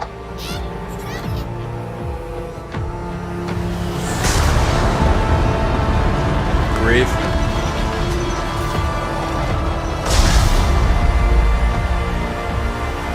I'm going to Mandalore so that I may be forgiven for my transgressions. Oh shit, Mandalore looks so dope! May the Force be with you! This is the way. There's something dangerous happening out there. That's fucking Coruscant! Oh my god! It'll be too late.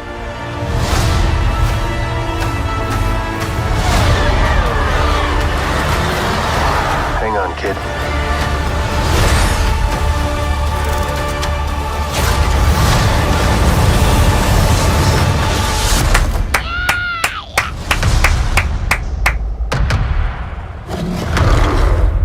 This is the way.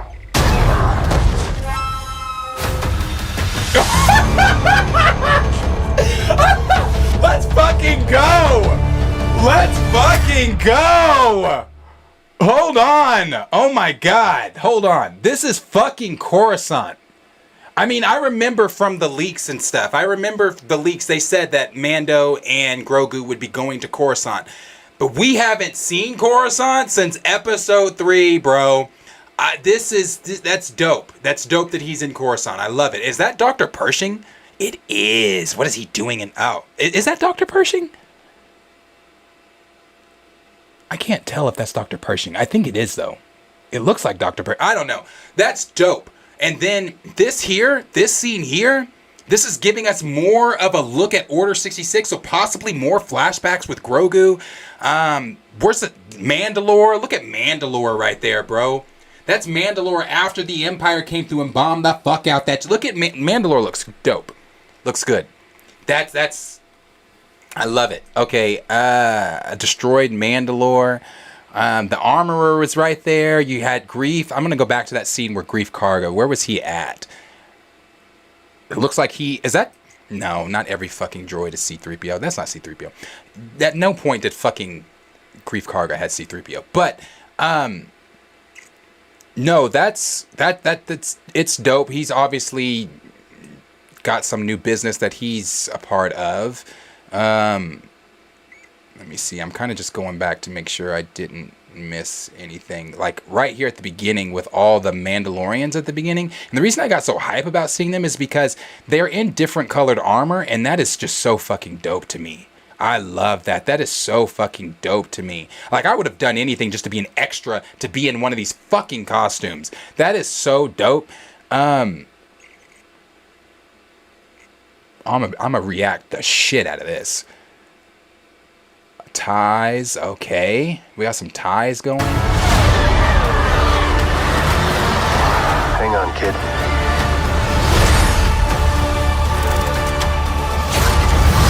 That part right there, dope.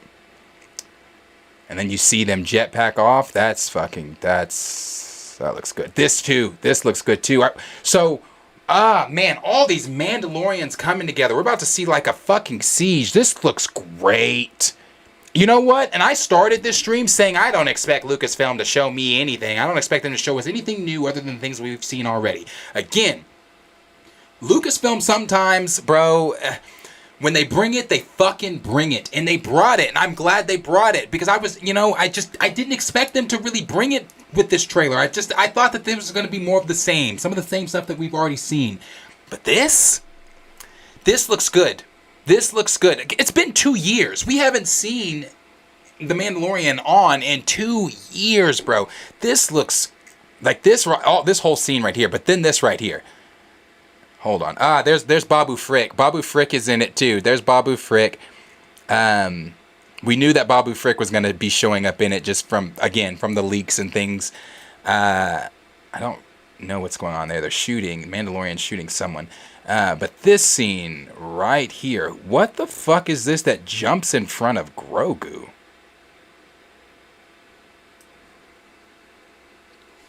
What the fuck? I'm trying to tell what... I'm not sure. It's got 4 eyes. I'm not sure. But I'll tell you what's dope. Grogu force pushed this little thing out the fucking way. I thought it had fur. It obviously doesn't have fur. Because after you see it land here, it looks reptilian. I don't know what the fuck that is. I'm not sure what that is. But Grogu forced the shit out of it. Bro, I'm excited. I'm excited. This trailer was good. How many episodes is it? Is it only 9? Is it only going to be the 9 or is it 6? I don't even remember how many episodes it is, but this looks like it's going to be great. Forgive me, Lucasfilm. Forgive me for doubting and saying I don't expect Lucasfilm to really show us much of anything, but this is dope. Do you guys mind if I watch it one more time? I'm sorry. I just want to see it one more time. Our people are scattered like stars in the galaxy. What are we? What do we stand for?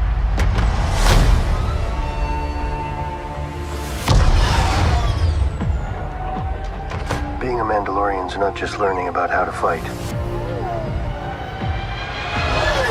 You also have to know how to navigate the galaxy. That way, you'll never be lost.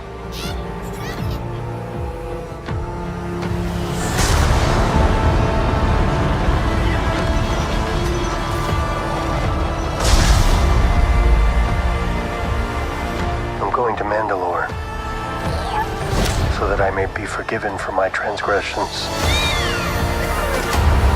May the Force be with you! This is the way. There's something dangerous happening out there. And by the time it becomes big enough for you to act, it'll be too late. That's the I forget what his name is, but he was one of the rebels. He was at the end of season 2, but I believe he was in season 1 as well. Maybe I don't remember, but he's one of the rebels of one of the new Rangers. I thought maybe, right? Maybe not a new Ranger. Maybe he's not a new Ranger. I think he's just a part of the rebellion. I forget what, but I swear that's Dr. Pershing. I swear that's him. Because all of this, guys, we've talked about this.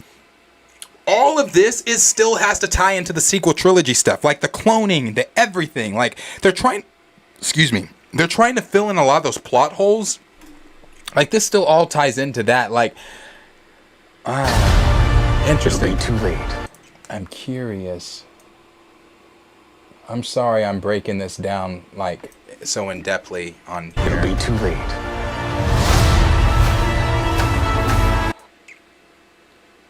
Okay, are we gonna see Anakin? When I say that, I'm talking about flashback. I highly doubt it. I doubt it. Please, like, don't come for me in the comments when I say that. I'm asking because now it's not like the clones don't have capabilities of getting inside a sealed door, but that looks like.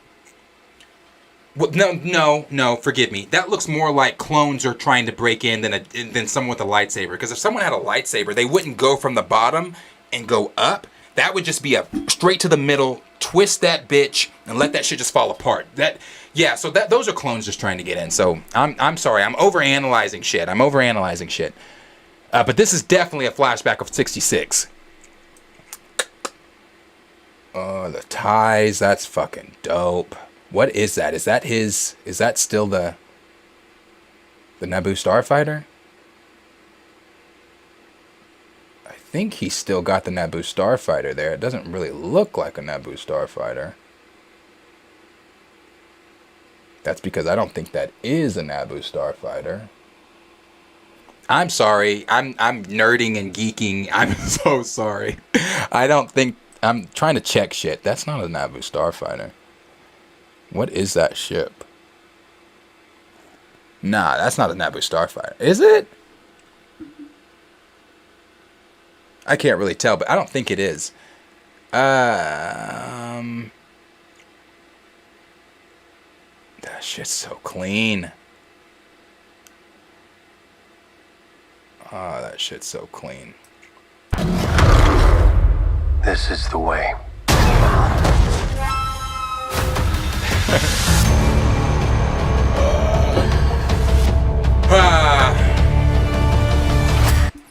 Okay. As you can see, I'm pretty fucking excited. That's gonna be good. I can't wait to see that.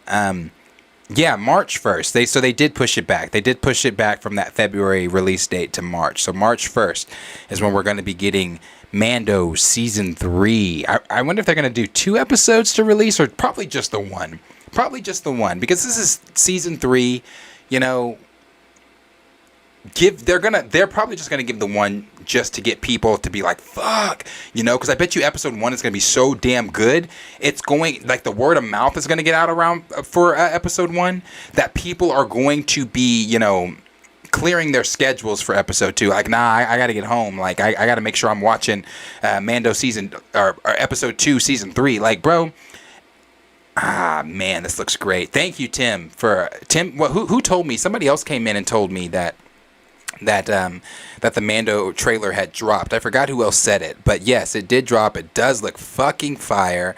I think it's Coruscant Omega 095, and the reason I think it's Coruscant is just because that was in the rumor, that was in the leak there that Mando and Grogu were going to go to Coruscant. So I believe it's Coruscant. Let's see. Yeah, so that's why I said it's March now. They changed it. Comic Chameleon said it's called CGC Comic. Oh, he's talking about this comic store. D Stizzle said, LOL, thought you were like, nah, I'll watch it off stream. No, I forgot, bro. I forgot.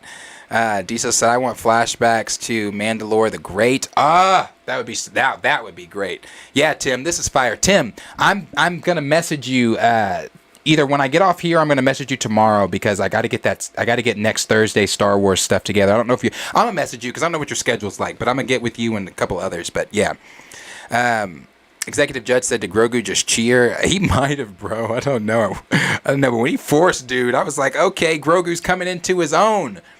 D Stizzle said New Republic Coruscant. Yeah, the New Republic Coruscant, but definitely Coruscant. Maniacal laugh. Gray with the fire. Cleve17 said, this is going to be sick, bro. I'm so hyped. First time seeing this. Yeah, I'm hyped, bro. I am hyped. And the fun thing is, I get to watch it with y'all. For all you guys that are Star Wars fans, I get to watch it with y'all. Because I don't think I'm gonna do. I might. It depends.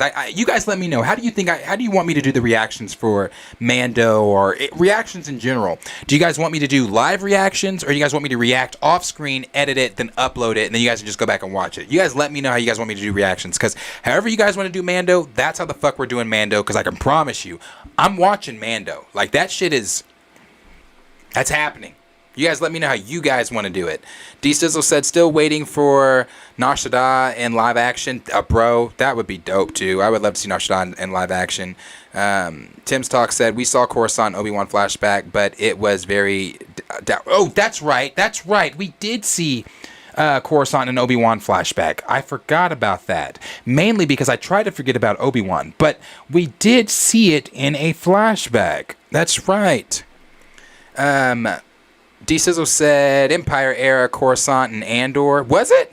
Again, well, I'm sorry. That lets you guys know. Again, I didn't watch. I tried to forget Obi-Wan, and I didn't watch Andor, so I'm sorry. The Jinx said, I wonder if Sasha Banks is coming back. I'm not sure, honestly. Tim said this trailer was epic. Grogu's more trained at this point. This is post-Luke. Yeah, he looks great. He looks great. That's why when he did that, I was like, so fucking dope. Yeah, this is post-Luke. That's true, too. So Yuri G said it will probably be 9. Yeah, probably so. Gray said he's in the Jedi Starfighter. He's okay. Yeah, I was about to say that wasn't a Naboo Starfighter. It was a Jedi Starfighter. Okay, it didn't look like a Naboo Starfighter at all. Pookie Wood said just in time. Yeah, bro, just in time. Let me see. Yes, that dude was the X-Wing pilot. That's right. He was the pilot. But yeah, for the Rebellion, for sure. But yeah, he's the X-Wing pilot. D-Stizzle said multiple colored armor Mandos like in Legends comics. Yes, that's why I was like, oh shit, that looks dope. That's why I loved it so much. Like, when Star Wars is, I fucking love it. Like, it was great. That trailer, I'm going to watch it again off here. I'm not going to make y'all sit through that again. I'm going to watch it again. That shit was dope. Pookie Wood said, oh snap. Maynard 15 said, hope not, LOL. D-Sizzle said, yeah. Same X-Wing pilot. The other pilot was Dave Filoni season 2. Yeah. Gray said, Jedi Starfighter. Urban Guru said, Spider episode. Okay, that's the episode that he was in. Okay. D-Stizzle. A lot of people didn't like that episode. I liked that episode. That was just me. I really liked it. D-Sizzle said, looks like a Mando ship. Could be, possibly, honestly. Gray said, Jedi Starfighter from episode 3. The more you say that, the more I'm seeing that. Double Tar said, stuck in the basement, sitting on a tricycle. Girl getting on my nerves. I'm losing my mind. Thought she was fine. Don't know if her body was hers. You know what that's from if you're a real one. If you're a real one, you know what that shit is from. Stuck in the basement, sitting on a tricycle, girl getting on my nerves. That shit is funny. That's funny. So Yuri G said, I feel like the first episode should be live. Okay, we can do that. D-Stizzle said, Order 66 flashback, or maybe 1,000 years earlier with Tar Vizsla. Could be. With the Darksaber. Yeah, could be. Double Tar said, live reactions. Okay. Cleve 17 said go live. Dexter said go live. SP Flash said, what do you think of season 2's 3 episodes of Bad Batch? Great. Fucking great. I loved those first 3 episodes, especially the third one. I loved those first 3 episodes. I thought they were good. I like the growth of Omega. I like the growth of the team. I'm enjoying Bad Batch season 2 so far. D-Sizzle said, I'm hoping for Jedi Tar Vizsla flashback. Omega Zero said, I hate sequels because no new starships or the Republic or the Jedi Order. Everything recycle and copy and paste. George works from the original. The Force Awakens doesn't deserve that 2 billion mark. I can't stand anything from the sequel trilogies, but that's just me. I adore Kylo Ren. That's the best fucking thing from the sequel trilogies, and Snoke if they wouldn't have killed him.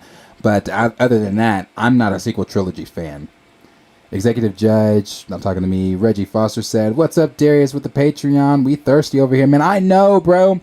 It is, I promise you, like, I know you're not going to be able to see this, what I'm showing you, but I promise you, I have a list of things that are on my list for me and my producer that we are starting to get together, and the Patreon members only streams is one of them.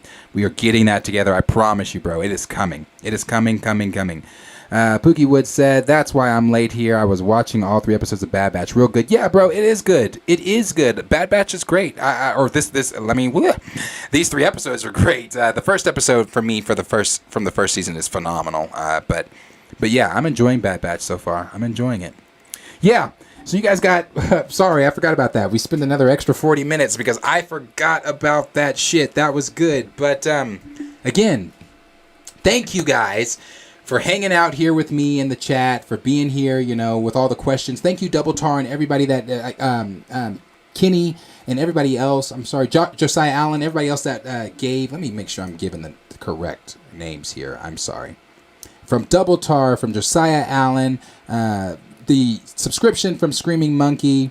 We looks like we got another subscription during that. No, we didn't. Sorry. So from Double Tar, Josiah Allen, Screaming Monkey, Kenny, I appreciate you guys with the super chats. It means so much. And I appreciate all of you guys in the chat talking with me. It means so much. Appreciate all of you guys.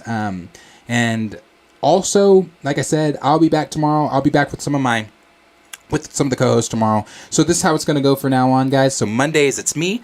Tuesdays, you'll see co-hosts with me. Wednesdays, it's me. Thursdays, it's me. And then after I go through the topics for Thursday, like I said, I'll probably spend about an hour on topics. Spend about 10-15 minutes in the chat with you guys. And after that, I will move over to my Star Wars Bad Batch streams, where I will be with other content creators discussing the latest episode of Bad Batch. So this Thursday, look for the streams to be a little bit different. This Thursday, I'll come on, do our regular show topics with you guys, and after that, anybody interested in the Star Wars stuff, I'll be heading over to that stream, which is still going to be hosted by Planet Fanatics, heading over to that stream where we'll be talking the latest episode of Bad Batch for anyone interested. And then Fridays, it'll be myself and the co-host. So Tuesdays and Fridays is when you can expect to see the co-host and things like that.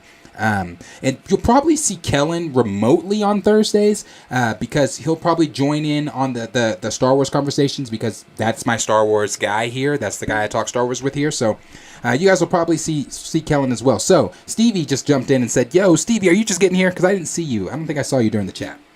Planet Poppy too. I don't think I saw you during the chat, but I know you're here. So yeah. Appreciate all of you guys. Those are some of the changes. Reggie, I promise you that Patreon and everything else is coming. I've got some big changes coming for for the channel. I'm trying to make the channel bigger and better moving forward in 2023, and I hope that you guys are all sticking around with me through 2023 to see and enjoy all these changes. Like I said, appreciate all of you guys. You guys are like family. You are family, and yeah, so much love. I hope that you guys are all stay safe. I'll be back here tomorrow again with co-host. Let me put that on me so you guys can see me. Yeah, so I'll be back here tomorrow again with co-host and everything else like that. Like I said, appreciate you guys so very much. Like, subscribe, share with your friends. Go watch that fucking Mando trailer again because it fucking deserves it. Share with your friends, and I will see you guys in the next video. Peace out. Much love. Be safe. Love you guys so much. Bye.